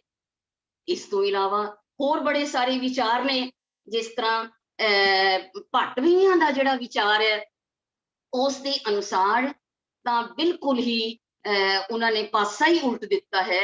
ਉਹਨਾਂ ਦਾ ਤਾਂ ਇਹ ਕਹਿਣਾ ਹੈ, ਭੱਟਵਈਆਂ ਦਾ ਤਾਂ ਇਹ ਕਹਿਣਾ ਹੈ ਕਿ ਗੁਰੂ ਸਾਹਿਬ ਪਟਨਾ ਤੋਂ ਆਪਣੇ ਪਰਿਵਾਰ ਨੂੰ ਛੱਡ ਕੇ ਕਿਉਂਕਿ ਅਜੇ ਗੁਰੂ ਗੋਬਿੰਦ ਸਿੰਘ ਜੀ ਦੇ ਜਨਮ ਵਿੱਚ 2.5-3 ਮਹੀਨੇ ਸਨ, ਤੇ ਉਹ ਢਾਕਾ ਔਰ ਅਸਾਮ ਦੀ ਸੰਗਤਾਂ ਦੇ ਕੋਲ ਚਲੇ ਜਾਂਦੇ ਹਨ, ਕਿਉਂਕਿ ਉਹਨਾਂ ਦੇ ਕੋਲ ਅਸਲ ਦੇ ਵਿੱਚ ਅਨੰਦਪੁਰ ਸਾਹਿਬ ਦੀ ਨੀਂਹ ਰੱਖੀ ਗਈ ਹੈ। ਉਹ ਟਾਈਮ ਦੇ ਵਿੱਚੋਂ ਟਾਈਮ ਕੱਢ ਕੇ ਆ ਰਹੇ ਨੇ, ਉਹਨਾਂ ਕੋਲ ਟਾਈਮ ਨਹੀਂ ਹੈ। ਤਾਂ ਉਹ ਇਤਨੇ ਸਮੇਂ ਬਾਅਦ ਉਹਨਾਂ ਦੇ ਘਰ ਖੁਸ਼ੀ ਆਉਣ ਵਾਲੀ ਹੈ, ਤਾਂ ਉਹ ਇਸ ਚੀਜ਼ ਦਾ ਵੀ ਇੰਤਜ਼ਾਰ ਨਹੀਂ ਕਰਦੇ ਔਰ ਉਹ ਅੱਗੇ ਤੁਰ ਪੈਂਦੇ ਆ ਤਾਂ ਕਿ ਸੰਗਤਾਂ ਦੇ ਨਾਲ ਡਿਸਕਸ਼ਨ ਕਰਕੇ, ਲੋਕਾਂ ਨਾਲ ਗੱਲਬਾਤ ਕਰਕੇ ਉਹ ਜਲਦੀ ਦੇ ਨਾਲ ਵਾਪਿਸ ਆ ਜਾਣ। ਤੇ ਭੱਟਵਈਆਂ ਕਹਿੰਦੀਆਂ ਨੇ ਕਿ ਢਾਕਾ ਤੱਕ ਗੁਰੂ ਸਾਹਿਬ ਗਏ ਨੇ ਔਰ ਢਾਕੇ ਤੋਂ ਵਾਪਿਸ ਆ ਜਾਂਦੇ ਨੇ, ਉਹ ਧੂਬੜੀ ਸਾਹਿਬ ਨਹੀਂ ਜਾਂਦੇ। ਤਾਂ ਜਦੋਂ ਉਹ ਮੁੰਗੇਰ ਆਉਂਦੇ ਨੇ ਤੇ ਮੁੰਗੇਰ ਗੁਰੂ ਸਾਹਿਬ ਮੁੰਗੇਰ ਪਹੁੰਚਦੇ ਨੇ ਤੇ ਉੱਥੇ ਰਾਜਾ ਰਾਮ ਮਿਲਦਾ ਹੈ ਔਰ ਉਹ ਗੁਰੂ ਸਾਹਿਬ ਨੂੰ ਰਿਕੁਐਸਟ ਕਰਦਾ ਹੈ ਕਿ ਗੁਰੂ ਸਾਹਿਬ ਮੇਰੇ ਨਾਲ ਜਾ, ਤੇ ਗੁਰੂ ਸਾਹਿਬ ਉਹਨਾਂ ਦੇ ਨਾਲ ਚੱਲ ਪੈਂਦੇ ਔਰ ਗੁਰੂ ਸਾਹਿਬ 2 ਸਾਲ ਫਿਰ ਇਹ ਟਰੈਵਲਸ ਦੇ ਵਿੱਚ ਲਗਾਉਂਦੇ ਨੇ ਤੇ 70 ਵਿੱਚ ਉਹ ਪਟਨਾ ਪਹੁੰਚਦੇ। ਦੇਖੋ ਕਿੰਨੀ ਵੱਡੀ ਗੱਲ ਹੈ ਕਿ 2 ਸਾਲ ਤੱਕ ਮਤਲਬ ਉਹ ਜਾਂਦੇ ਨੇ ਔਰ ਗੁਰੂ ਸਾਹਿਬ ਦਾ ਜੋ ਮਕਸਦ ਹੈ, ਉਹਨਾਂ ਨੇ ਧੂਬੜੀ ਸਾਹਿਬ ਤੱਕ ਜਾਣਾ ਹੀ ਜਾਣਾ ਸੀ।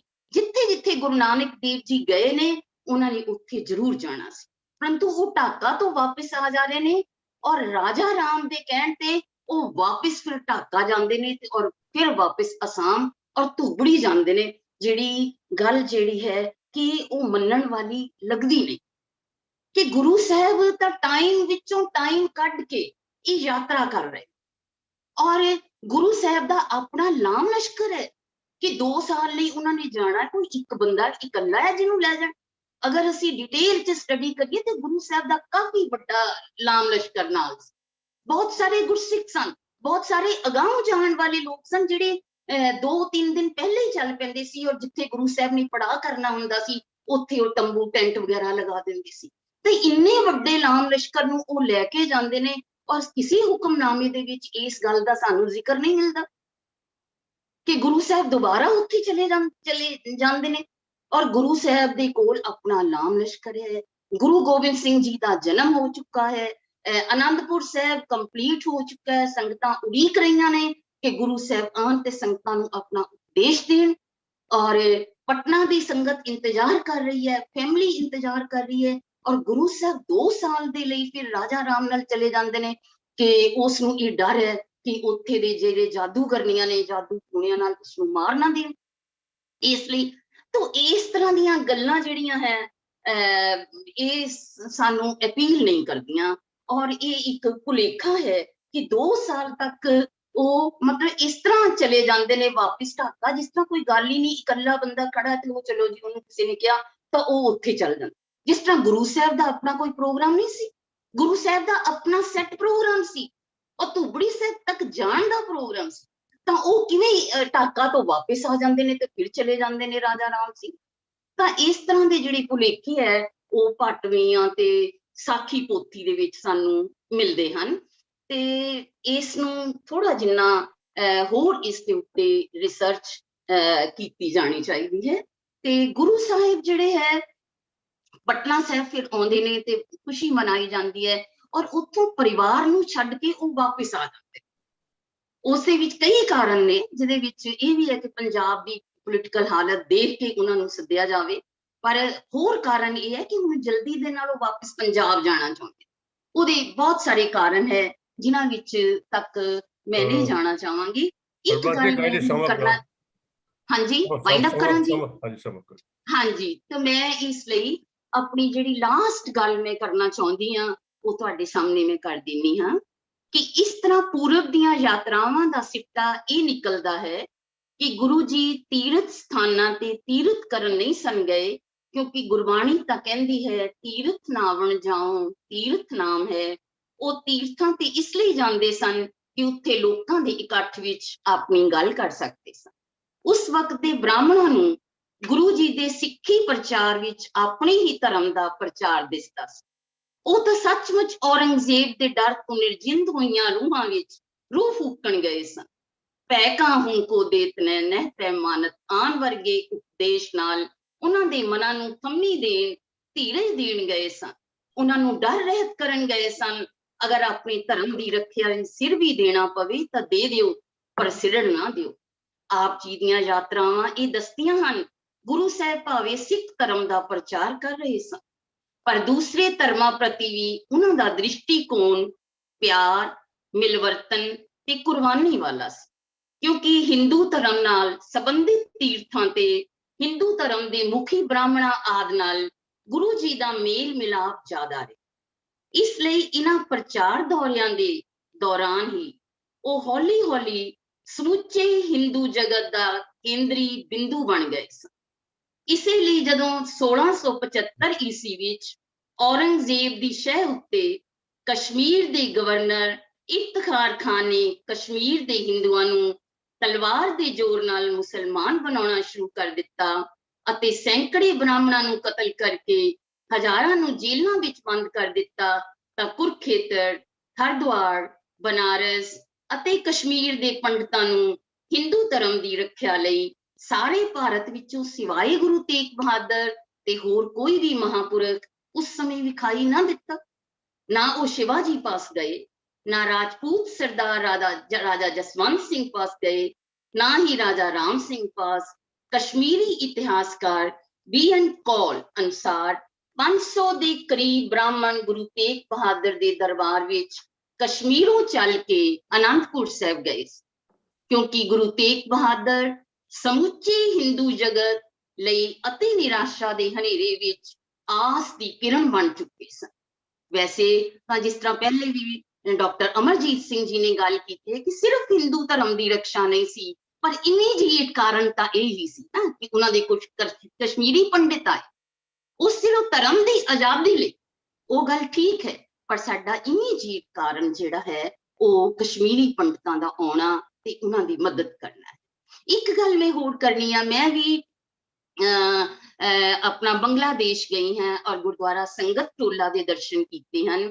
ਜਿਹੜੀ ਪੇਂਟਿੰਗ ਗੁਰੂ ਤੇਗ ਬਹਾਦਰ ਸਾਹਿਬ ਜੀ ਦੀ ਉੱਥੇ ਬਣੀ ਸੀ ਢਾਕੇ ਵਿਖੇ, ਔਰ ਕਿਹਾ ਜਾਂਦਾ ਹੈ ਕਿ ਇੰਡੋ ਪਾਕ ਵਾਰ ਤੱਕ ਉਹ ਜਿਹੜੀ ਪੇਂਟਿੰਗ ਹੈ ਉੱਥੇ ਪਈ ਹੁੰਦੀ ਸੀ।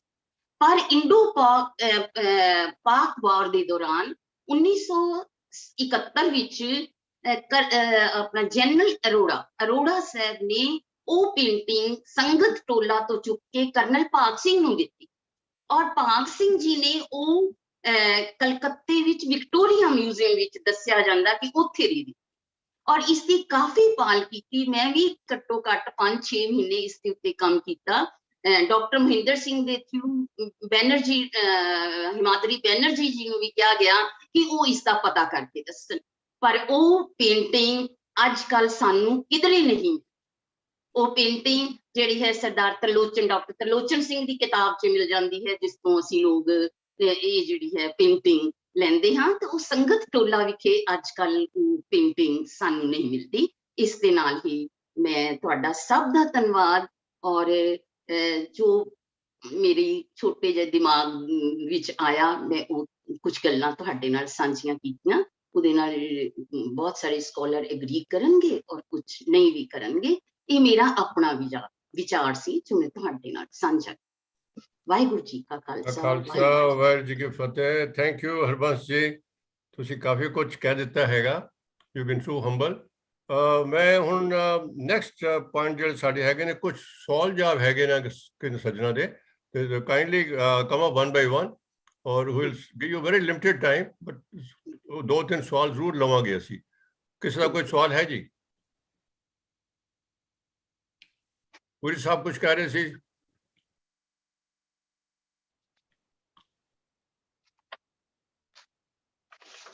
ਡਾਕਟਰ ਪੁਰੀ,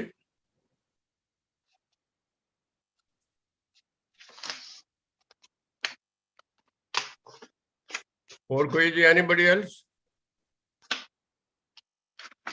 ਉਹਨਾਂ ਨੇ ਕਿਹਾ ਸੀ ਸਵਾਲ ਦੇ ਵਾਸਤੇ। ਹਾਂਜੀ ਹਾਂਜੀ, ਹਾਂ ਚਰਨਜੀਤ ਸਿੰਘ ਜੀ। ਹਾਂਜੀ ਚਰਨਜੀਤ ਸਿੰਘ।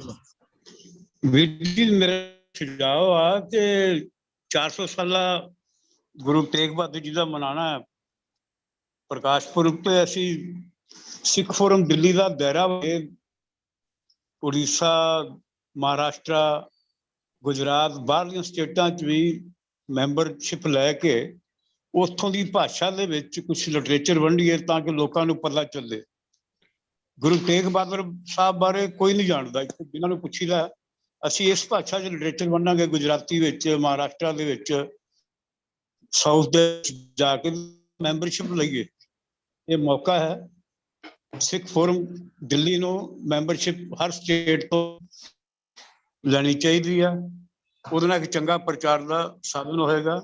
ਵਾਹਿਗੁਰੂ ਜੀ ਕਾ ਖਾਲਸਾ, ਵਾਹਿਗੁਰੂ ਜੀ। ਚਰਨਜੀਤ ਸਿੰਘ ਜੀ, ਅਸੀਂ we are not in that frame of mind. Sir ਮੈਂ ਇੱਕ ਗੱਲ ਕਰਨਾ ਚਾਹੁੰਦੀ ਹਾਂ ਉੜੀਸਾ ਬਾਰੇ ਜੀ। ਹਾਂਜੀ, ਇਹ ਹੈ ਕਿ ਉੜੀਸਾ ਦੇ ਵਿੱਚ ਇੱਕ ਲੜਕਾ ਹੈ ਅਵਿਨਾਸ਼, ਉਹ ਊੜੀਆ ਹੈ ਤੇ ਉਹ ਕਿਸੇ ਗੁਰਦੁਆਰੇ ਦੇ ਕੋਲ ਰਹਿੰਦਾ ਸੀ, ਬੜੀ ਅੱਛੀ ਪੰਜਾਬੀ ਜਾਣਦਾ, ਔਰ ਉਹਨੇ ਕਾਫੀ ਕਿਤਾਬਾਂ ਜਿਹੜੀਆਂ ਸਿੱਖੀਜ਼ਮ ਦੇ ਉੱਤੇ ਲਿਖੀਆਂ ਨੇ, ਔਰ ਉਹ ਪ੍ਰਚਾਰ ਵੀ ਬਹੁਤ ਕਰ ਰਿਹਾ ਪਟਨੇ ਵਿੱਚ ਵੀ ਆ ਕੇ, ਔਰ ਉਹ ਕਈ ਸਿੱਖ ਐਸੋਸੀਏਸ਼ਨਸ ਦਾ ਮੈਂਬਰ ਵੀ ਹੈ, ਔਰ ਕਾਫੀ ਪੇਪਰ ਵਗੈरह ਪੜ੍ਹਦਾ ਹੈ। ਹਰਬੰਸ ਜੀ, ਯੂ ਆਰ ਰਾਈਟ, ਬਿਲਕੁਲ ਠੀਕ ਤੁਸੀਂ ਕਹਿ ਰਹੇ ਹੋ। We are in touch with him, but ਸਵਾਲ ਇਹ ਹੈ ਕਿ ਜਿਹੜੇ ਕੰਮ ਹੈਗੇ ਨੇ, ਇਹ ਕੰਮ ਜਿਹੜੇ ਨੇ, Sikh forum is not a religious organisation. ਇਸ ਵਾਸਤੇ ਅਸੀਂ ਇਹਦੀ ਜ਼ਰੂਰ ਮਦਦ ਕਰ ਸਕਦੇ ਹਾਂ, ਬਟ ਬੇਸਿਕਲੀ ਇਹ ਕੰਮ ਜਿਹੜੇ ਨੇ ਹੋਣੇ ਚਾਹੀਦੇ ਨੇ ਫਰੋਮ ਦੀ ਮੇਨ ਇੰਸਟੀਟਿਊਸ਼ਨ, ਜਿਹੜੇ ਕਿ ਸਿੱਖ ਇੰਸਟੀਟਿਊਸ਼ਨ ਹੈਗੇ ਨੇ, ਲਾਈਕ ਦੇ ਦਿੱਲੀ ਗੁਰਦੁਆਰੇ ਵਾਲੇ ਨੇ, ਜਾਂ ਅੰਮ੍ਰਿਤਸਰ ਵਾਲੇ ਨੇ, ਜਾਂ ਰੀਜਨਲ ਤੁਹਾਡੇ ਗੁਰਦੁਆਰੇ ਜਿਹੜੇ ਹੈਗੇ ਨੇ, ਕਲਕੱਤੇ 'ਚ ਹੈਗੇ ਨੇ, ਜਾਂ ਗੁਹਾਟੀ ਵਿੱਚ ਹੈਗੇ ਨੇ। ਇਨਫੈਕਟ ਦੇ should become the focal point ਆਪਣੇ ਆਪਣੇ ਇਲਾਕੇ 'ਚ ਇਸ ਚੀਜ਼ ਨੂੰ ਪ੍ਰੋਪੋਗੇਟ ਕਰਨ। ਅਸੀਂ ਆਪਣੇ ਪਾਰਟ ਦੇ ਉੱਤੇ ਜੋ ਕੀਤਾ ਹੈਗਾ ਉਹ ਮੈਂ ਤੁਹਾਨੂੰ ਦੱਸਣਾ ਚਾਹੁੰਦਾ ਹੈਗਾ। ਸਿੱਖ ਕਲਚਰ ਸੈਂਟਰ ਕਲਕੱਤਾ ਦੇ ਬਿਹਾਫ ਤੇ ਕਿਤਾਬ ਅਸੀਂ ਉੜੀਆ ਦੇ ਵਿੱਚ ਛਾਪੀ ਹੈਗੀ ਹੈ, ਗੁਰੂ ਨਾਨਕ ਸਾਹਿਬ ਦੀ, ਔਰ ਉਹ ਕਿਤਾਬ ਇੰਨੀ ਅੱਛੀ ਗਈ ਹੈਗੀ ਵਿਦ ਉੜੀਸਾ। ਇੱਦਾਂ ਦੇ ਕੰਮ ਹੋ ਸਕਦੇ ਨੇ। ਸਵਾਲ ਹੈ ਕਿ ਇਹਦੇ ਵਾਸਤੇ ਫੰਡਿੰਗ ਚਾਹੀਦੀ ਹੈ। ਅਸੀਂ ਤੇ ਸਾਰੇ ਦਸਵੰਧ ਕੱਢ ਕੇ ਸਾਰੇ ਸੱਜਣਾ ਕੋਲੋਂ ਬਣਵਾਏ ਸੀ, तो वो साडा स्कोप हाले नहीं हैगा, बट जिस तरह नाल फाइनेंशियल सपोर्ट मिलती हैगी है, तो we can also try, but basically it should come out from ਜਿਹੜੇ ਸਾਡੇ ਮੇਨ ਸੈਂਟਰ ਨੇ ਉਹਨਾਂ ਕੋਲ ਆਉਣੇ ਚਾਹੀਦੇ। Thank you. ਕੋਈ ਹੋਰ ਪੁਆਇੰਟ ਕਿਸੇ ਦਾ ਜੀ, ਸਪੈਸ਼ਲੀ ਰਿਲੇਟਡ ਟੂ ਦੀ? ਮੇਰਾ ਖਿਆਲ ਹੈ ਜੀ ਫੰਡਿੰਗ ਤੋਂ ਜ਼ਿਆਦਾ ਇੱਕ ਜਜ਼ਬਾ ਤੇ ਇੱਕ ਜਨੂਨ ਬੜਾ ਜ਼ਰੂਰੀ ਹੈ। ਕਈ ਵਾਰੀ ਫੰਡਿੰਗ ਵੀ ਹੋ ਜਾਂਦੀ ਹੈ, ਬਟ ਸਾਡੀ ਕੋਈ ਐਸੀ ਪਲੈਨਿੰਗ ਹੋਣੀ ਚਾਹੀਦੀ ਹੈ, as you very rightly said, we Gurdwara Prabandhak committee ਜਾਂ ਅੰਮ੍ਰਿਤਸਰ ਵੱਲੋਂ ਇੱਕ ਪੂਰੀ ਪਲੈਨਿੰਗ ਹੋਣੀ ਚਾਹੀਦੀ ਹੈ ਪਿਛਲੇ ਅਗਲੇ 5 ਸਾਲਾਂ ਦੀ, ਕਿ ਬਈ ਇੱਥੇ ਸਿੱਖ ਗੁਰਦੁਆਰੇ ਹੈਗੇ ਨੇ ਜਿਹੜੇ ਕਿ ਠੀਕ ਹਾਲਾਤ ਵਿੱਚ ਨਹੀਂ ਨੇ, ਜਾਂ ਪੰਥ ਦਾ ਉੱਥੇ ਪ੍ਰਚਾਰ ਕਰਨਾ ਹੈ। ਤਾਂ ਇਹ ਅਨਲੈਸ ਐਂਡ ਅਨਟਿਲ ਅਸੀਂ ਕੁਝ ਐਸਾ ਪਲਾਨ ਕਰੀਏ ਔਰ ਉਹ ਜਜ਼ਬਾ ਤੇ ਜਨੂਨ ਨਹੀਂ ਹੋਏਗਾ, ਪੈਸਾ ਵੀ ਆ ਜਾਏਗਾ, ਪਰ ਉਹ ਜਦ ਤੱਕ ਜਜ਼ਬਾ ਜਨੂਨ ਨਹੀਂ ਹੋਏਗਾ ਤਦ ਤੱਕ ਗੱਲ ਨਹੀਂ ਬਣੇਗੀ। ਥੈਂਕ ਜੀ you Khalsa Waheguru ji Fateh. Captain ਬੈਲ ਸਾਹਿਬ, ਬਹੁਤ ਬਹੁਤ ਸ਼ੁਕਰੀਆ ਤੁਹਾਡਾ ਸੁਝਾਅ ਵਾਸਤੇ। ਮੈਂ ਫਿਰ ਉਹੀ ਚੀਜ਼ ਕਹਿਣਾ ਚਾਹੁੰਦਾ ਕਿ ਸਾਡੇ ਕੋਲ ਲੱਕੀਲੀ ਅੰਮ੍ਰਿਤਸਰ ਜਿਹੜੀ ਸਿੱਖ ਰਿਸਰਚ ਸੈਂਟਰ ਦੇ ਮੈਂਬਰ ਨੇ ਡਾਕਟਰ ਪਰਮਵੀਰ ਸਾਡੇ ਕੋਲ ਬੈਠੇ ਨੇ। ਅਸੀਂ ਉਹਨਾਂ ਨੂੰ ਰਿਕੁਐਸਟ ਕਰਾਂਗੇ ਇਹਦੇ ਕੋਲ ਥੋੜਾ ਅਗਰ ਬਹੁਤ ਟੇਕਅਪ ਕਰ ਸਕਦੇ ਨੇ ਕੇਸ, ਅਸੀਂ ਇਹਦੇ ਸਿੱਖ ਫੋਰਮ ਕੈਨ ਫੈਸਿਲਿਟੇਟ, ਅਸੀਂ ਉਹਨਾਂ ਦੀ ਪੂਰੀ ਮਦਦ ਸਪੋਰਟ ਕਰਨਾ ਚਾਹੁੰਦੇ ਹਾਂ। ਜਿੱਥੇ ਜਿਹੇ ਸੈਂਟਰ ਨੇ ਸਰਦਾਰ ਨਰਿੰਦਰਪਾਲ ਸਿੰਘ ਜੀ ਬੈਠੇ ਨੇ ਇੱਥੇ ਕਲਕੱਤੇ ਤੋਂ, ਸਿੱਖ ਕਲਚਰ ਸੈਂਟਰ ਦੇ ਚੀਫ ਨੇ ਜਿਹੜੇ ਉੱਥੇ, ਔਰ ਸਿੱਖ ਰਿਵਿਊ ਮੈਗਜ਼ੀਨ ਕੱਢਦੇ ਨੇ। ਇਹਨਾਂ ਦੀ ਸਰਵਿਸ ਲਿੱਤੀ ਜਾ ਸਕਦੀਆਂ ਨੇ ਔਰ ਕਰ ਵੀ ਰਹੇ ਨੇ ਉਹ। ਇਹ ਹਮੇਸ਼ਾ ਈਸਟਰਨ ਇੰਡੀਆ ਦੇ ਵਿੱਚ ਕੈਂਪ ਲਗਾਉਂਦੇ ਨੇ, ਹਰ ਸਾਲ ਕੈਂਪ ਲੱਗਦਾ ਹੈਗਾ, ਚਾਹੇ ਉਹ ਡੁਬਰੀ ਲੱਗ ਰਿਹਾ ਹੈ, ਚਾਹੇ ਉਹ ਨੌਗਾਉਂ ਲੱਗ ਰਿਹਾ ਹੈ, ਚਾਹੇ ਉੜੀਸਾ ਵਿੱਚ ਲੱਗ ਰਿਹਾ ਹੈ, ਚਾਹੇ ਉਹ ਛੱਤੀਸਗੜ੍ਹ ਲੱਗ ਰਿਹਾ ਹੈ। ਇਹ ਹਰ ਸਾਲ 1 ਜਾਂ 2 ਕੈਂਪ ਲਗਾਉਂਦੇ ਨੇ। ਉਹਨਾਂ ਨੇ ਤਾਂ ਆਪਣਾ ਕੰਮ ਕਰ ਦਿੱਤਾ, ਬਾਕੀ ਜਿਹੜੇ ਮੇਨ ਸੈਂਟਰ ਨੇ ਉਹਨਾਂ ਕੋਲ ਕੁਝ ਹੋਣਾ ਚਾਹੀਦਾ ਹੈਗਾ। ਬਾਕੀ ਜਜ਼ਬਤ ਹੈ, ਬਹੁਤ ਜਜ਼ਬਤ ਹੈਗਾ ਹੀ ਹੈਗਾ, ਬਟ ਸਵਾਲ ਇਹ ਕਿ ਸਾਨੂੰ ਵਲੰਟੀਅਰ ਚਾਹੀਦੇ ਨੇ ਇਹਨਾਂ ਕੰਮਾਂ ਵਾਸਤੇ, ਕਿਉਂਕਿ funding is one thing, volunteers are something. ਸਾਨੂੰ ਇਹਦਾ ਡੈਡੀਕੇਟਡ ਵਲੰਟੀਅਰਸ ਅਗਰ ਉਹ ਮਿਲ ਜਾਂਦੇ ਨੇ ਤਾਂ we can certainly act and boost them. ਔਰ ਥੋੜੀ ਬਹੁਤ ਜੋ ਅਸੀਂ ਕਰ ਸਕਦੇ ਹਾਂ ਜ਼ਰੂਰ ਐਸੇ ਫੋਰਮ ਕਰ ਸਕਦਾ ਹੈ। ਹਾਲੇ ਅਸੀਂ ਆਪਣੀ ਮੈਂਬਰਸ਼ਿਪ ਵਧੀ ਨਹੀਂ ਵਧਾਈ ਹੈਗੀ, but we can think of ਕਿ ਸਮਾਨ ਸੀ ਜਿਹੜਾ 84 ਦੇ 85 ਵਿੱਚ ਆਲ ਇੰਡੀਆ ਮੈਂਬਰਸ਼ਿਪ ਹੈਗੀ ਸੀ ਸਿੱਖ ਫੋਰਮ ਦੀ, ਬਟ ਕਿਉਂਕਿ ਹਾਲਾਤ ਠੀਕ ਹੋ ਗਏ ਨੇ ਉਸ ਤੋਂ ਬਾਅਦ ਉਹ ਘਟਣੀ ਸ਼ੁਰੂ ਹੋ ਗਈ ਹੈਗੀ। Will take up this sum other time for consideration in any case, but ਮੇਰੀ ਇੱਕੋ ਹੀ ਹੰਬਲ ਰਿਕੁਐਸਟ ਹੈ ਡਾਕਟਰ ਪਰਮਵੀਰ ਜੀ ਕੋਲੋਂ, ਉਹ ਹੀ should take up and support us in this venture. ਅਸੀਂ ਵੀ ਆਪਣੇ ਕਰਾਂਗੇ, ਤਾਲਮੇਲ ਕਰਕੇ ਸਾਰਿਆਂ ਨੂੰ ਇਨਵੋਲਵ ਕਰਾਂਗੇ ਔਰ ਅੱਗੇ ਲੈ ਕੇ ਚੱਲਾਂਗੇ। ਕਿਸੇ ਹੋਰ ਦਾ ਕੋਈ ਪੁਆਇੰਟ ਹੈ ਜੀ? ਸਰ ਪ੍ਰਤਾਪ ਸਿੰਘ, ਮੈਂ ਇੱਕ ਗੱਲ ਬੇਨਤੀ ਕਰਨੀ ਚਾਹੁੰਦਾ ਜੀ। ਤੁਸੀਂ ਆਹ ਗੱਲ ਕੀਤੀ ਹੈ ਟੇਕਅਪ ਕਰਨ ਦੀ, ਇਸ਼ੂ ਟੇਕਅਪ ਕਰਨ ਦੀ, ਕਿਉਂਕਿ ਮੈਂ ਆਪ ਖੁਦ ਵਿਜ਼ਿਟ ਕਰਦਾ, ਬਹੁਤ ਸਾਰੇ ਗੁਰਦੁਆਰੇ ਕੀਤੇ ਨੇ। ਉਹ ਸਾਰੇ ਗੁਰਦੁਆਰਿਆਂ ਦੇ ਬਾਰੇ ਪਟਨਾ ਕਮੇਟੀ ਦੇ ਧਿਆਨ 'ਚ ਵੀ ਲੈਂਦੀਆਂ ਬਹੁਤ ਸਾਰੀਆਂ ਗੱਲਾਂ, ਤੇ SCPC ਦੇ ਧਿਆਨ ਦੇ ਵਿੱਚ ਮੀਟਿੰਗਾਂ ਦੇ ਵਿੱਚ ਅਕਸਰ ਜਾਂਦੇ ਰਹੀਦਾ। ਯਤਨ ਕਰੀਦਾ ਕਿ ਜਿੰਨਾ ਹੋ ਸਕਦਾ ਜ਼ਰੂਰ ਕਰੀਦਾ। ਬਾਕੀ ਕਮੇਟੀਆਂ ਨੇ ਟੇਕਅਪ ਕਰਨੇ ਨੇ, ਅੱਗੇ ਉਹਨਾਂ ਦੇ ਜੋ ਡਿਸੀਜ਼ਨ ਨੇ ਉਹ ਕਮੇਟੀਆਂ ਨੇ ਕਰਨੇ ਨੇ, ਪਰ ਜਿੰਨਾ ਕਿ ਯਤਨ ਅਸੀਂ ਕਰ ਸਕਦੇ ਇੰਡੀਵਿਜੂਅਲ ਲੈਵਲ ਤੇ, ਕਿਉਂਕਿ ਮੈਂ SCPC ਦੇ ਵਿੱਚ ਇੱਕ ਰਿਸਰਚ ਬੋਰਡ ਦਾ ਮੈਂਬਰ ਜ਼ਰੂਰ ਹਾਂ, ਪਰ ਮੇਰਾ ਮੇਨ ਜਿਹੜਾ ਕਾਰਜ ਹੈ ਉਹ ਯੂਨੀਵਰਸਿਟੀ ਦੇ ਵਿੱਚ ਹੈ, ਤੇ ਅਸੀਂ ਉਹਦੇ 'ਚ ਉੱਥੇ ਜਾਈਦਾ ਤੇ ਉੱਥੇ ਜੋ ਕੁਝ ਕਰ ਸਕਦੇ ਹਾਂ ਜ਼ਰੂਰ ਯਤਨ ਕਰੀਦਾ ਕਰਨ ਲਈ। ਤੇ ਬਿਲਕੁਲ ਠੀਕ ਹੈ ਜੀ, ਤੁਸੀਂ ਆਪਣੇ ਵੱਲੋਂ ਜਿੰਨਾ ਕਰਨਾ ਕਰ ਸਕੋ ਕਰੋ, ਬਾਕੀ ਤੁਸੀਂ ਸਾਨੂੰ ਦੱਸੋ, ਅਸੀਂ ਵੀ ਉਹਨਾਂ ਨੂੰ ਚਿੱਠੀ ਬਦਲ ਲਿਖ ਕੇ ਮੁਲਾਕਾਤ ਵੀ ਕਰ ਸਕਦੇ ਹਾਂ, ਬਟ ਸਾਨੂੰ ਫੋਕਸ ਜਿਹੜਾ ਚਾਹੀਦਾ ਉੱਥੋਂ ਹੀ ਚਾਹੀਦਾ ਹੈਗਾ, ਕਿਉਂਕਿ ਅਸੀਂ ਇਸ ਕੰਮ ਵਿੱਚ ਨਹੀਂ ਹੈਗੇ ਹਾਲੇ। ਬਟ ਹੋ ਸਕਦਾ ਹੈ ਕਿ ਗ੍ਰੈਜੂਅਲੀ ਸਾਡੇ ਸਾਰੇ ਮੈਂਬਰ ਨੇ ਔਰ ਐਡਵਾਈਜ਼ਰ ਜਿਹੜੇ ਨੇ ਅਗਰ ਉਸ ਨੂੰ ਉੱਪਰ ਪੁਸ਼ ਕਰਦੇ ਹੈਗੇ ਆ ਤਾਂ ਅਸੀਂ ਐਸੇ ਐਸੇ ਲੈ ਸਕਦੇ ਹੈਗਾ। ਅਸੀਂ ਆਪਣਾ ਫੀਲਡ ਇਨਲਾਰਜ ਕਰਨ ਦੀ ਕੋਸ਼ਿਸ਼ ਕਰ ਰਹੇ ਹੈਗੇ। ਸਰ ਸਿੱਖ ਫੋਰਮ ਨੂੰ ਲੈਟਰਸ ਲਿਖਣੀਆਂ ਚਾਹੀਦੀਆਂ SGPC ਨੂੰ ਵੀ ਔਰ ਦਿੱਲੀ ਸਿੱਖ ਗੁਰਦੁਆਰਾ ਪ੍ਰਬੰਧਕ ਕਮੇਟੀ ਨੂੰ ਕਿ ਇਹੋ ਜਿਹੇ ਕੰਮ ਕਰਨ, ਕਿਉਂਕਿ ਥੋੜਾ ਜਿਹਾ ਉਹਨਾਂ ਨੂੰ ਯਾਦ ਕਰਾਉਂਦੇ ਰਹੋ, ਉਹਨਾਂ ਨੂੰ ਚੇਤਾ ਭੁੱਲ ਜਾਂਦਾ ਸ਼ਾਇਦ, ਤਾਂ ਯਾਦ ਕਰਾਉਣ ਦੀ ਜ਼ਰੂਰਤ ਹੈ। ਜੋ ਤੁਸੀਂ ਗੱਲ ਕਰ ਰਹੇ ਹੋ, ਤੁਸੀਂ ਤੁਹਾਡੇ ਕਹਿਣ ਤੋਂ ਬਗੈਰ ਅਸੀਂ ਕੇਸ ਭੇਜਿਆ ਆਲਰੇਡੀ SGPC ਨੂੰ ਔਰ ਅਕਾਲ ਤਖਤ ਸਾਹਿਬ ਨੂੰ ਕਿ ਆਉਣਾ ਜਿਹੜਾ ਬਜਟ ਆ ਰਿਹਾ ਹੈਗਾ ਉਹਦੇ 100 ਕਰੋੜ ਰੱਖਣ for uplift of sea legal Vanjara in MP and Andhra. ਇਹ ਚਿੱਠੀ ਜਾ ਚੁੱਕੀ ਹੈਗੀ ਹੈ, ਮੇਰੀ ਗੱਲ ਵੀ ਉਹਨਾਂ ਨਾਲ ਹੋਈ ਹੈ, ਔਰ ਇੱਕ ਪ੍ਰੈਸ ਸਟੇਟਮੈਂਟ ਵੀ ਥੋੜੇ ਦਿਨਾਂ ਬਾਅਦ ਦੇਵਾਂਗੇ ਜ਼ਰੂਰ, ਤਾਂ ਕਿ ਉਹਨੂੰ ਹੋਰ ਰੀਇਨਫੋਰਸ ਕਰੀਏ। ਸਾਡਾ ਤਾਂ ਮਤਲਬ ਜਿੱਥੇ ਤੱਕ ਹੈ ਇੰਨਾ ਹੈ, ਵੀ ਆਰ ਏ ਕੈਟਲਿਸਟ ਔਰ ਫੈਸਿਲਿਟੇਟ ਕਰਾਂਗੇ ਜਿਹੜਾ ਵੀ ਕੰਮ ਕਰਨਾ ਚਾਹੁੰਦਾ ਹੈ ਵਿਦ ਔਰ resources, whether they are in Andhra or in MP, we have people ਜਿਹੜੇ ਹੈਲਪ ਕਰਨਾ ਚਾਹੁੰਦੇ ਨੇ, ਬੜੇ ਪੜ੍ਹੇ ਸਿਆਣੇ ਲਿਖੇ ਨੇ, educated well educated people, volunteers ਨੇ, ਉਹ ਫ੍ਰੀ ਆਫ ਕਾਸਟ ਦੀ ਸੇਵਾ ਕਰ ਰਹੇ ਨੇ। Thank you very much. ਕੋਈ ਹੋਰ ਕਿਸੇ ਦਾ ਪੁਆਇੰਟ ਹੈ ਜੀ? ਮੇਰਾ ਇੱਕ ਹੋਰ ਪੁਆਇੰਟ ਹੈ ਸਰ ਕਿ ਜਿਹੜੇ ਰਿਸਰਚ ਸਕਾਲਰਸ ਕੰਮ ਕਰਦੇ ਨੇ ਸਰ, ਜਿਹੜੇ ਰਿਸਰਚ ਸਕਾਲਰਸ ਕੰਮ ਕਰਦੇ ਨੇ, ਜਿਸ ਤਰ੍ਹਾਂ ਉਹਨਾਂ ਦੀਆਂ ਜਿਹੜੀਆਂ ਰਿਸਰਚ ਪ੍ਰੋਜੈਕਟਸ ਨੇ ਉਹਨਾਂ ਨੂੰ ਵੀ ਸਪਾਂਸਰ ਕੀਤਾ ਜਾਵੇ। ਦਿੱਲੀ ਸਿੱਖ ਗੁਰਦੁਆਰਾ ਪ੍ਰਬੰਧਕ ਕਮੇਟੀ ਕਰੇ, SGPC ਕਰੇ, ਜਿਹੜਾ ਕਿ ਅਕਸਰ ਨਹੀਂ ਹੁੰਦੀ, ਤਾਂ ਉਹ ਕਿਸ ਤਰ੍ਹਾਂ ਇੰਡੀਵਿਜੂਅਲ।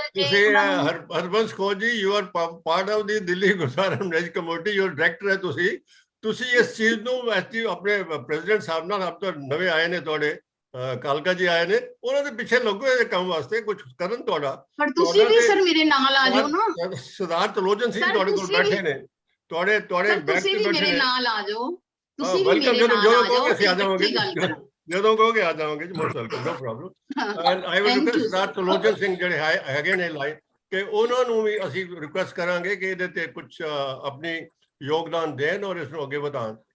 ਜੇ ਕਿਸੇ ਹੋਰ ਦਾ ਕੋਈ ਪੁਆਇੰਟ ਨਹੀਂ ਹੈਗਾ So I will request Sardar Ravinder Singh Ahuja to say vote of count. Then followed by that, I'll have 2-3 more appeals to be made before we close it up. थोड़ा काम time बहुत लग रहा हैगा. I'm so sorry कि काफी time लग रहा है क्योंकि लेट शुरू किया थी. So Sardar Ravinder ji, just take 2-3 minutes and vote of thanks to formal कर दो. ਵਾਹਿਗੁਰੂ ਜੀ ਕਾ ਖਾਲਸਾ, ਵਾਹਿਗੁਰੂ ਜੀ ਕੀ ਫਤਿਹ. ਅੱਜ ਦਾ ਵੈਬਿਨਾਰ ਬਹੁਤ ਇਨਫੋਰਮੇਟਿਵ ਰਿਹਾ ਹੈ.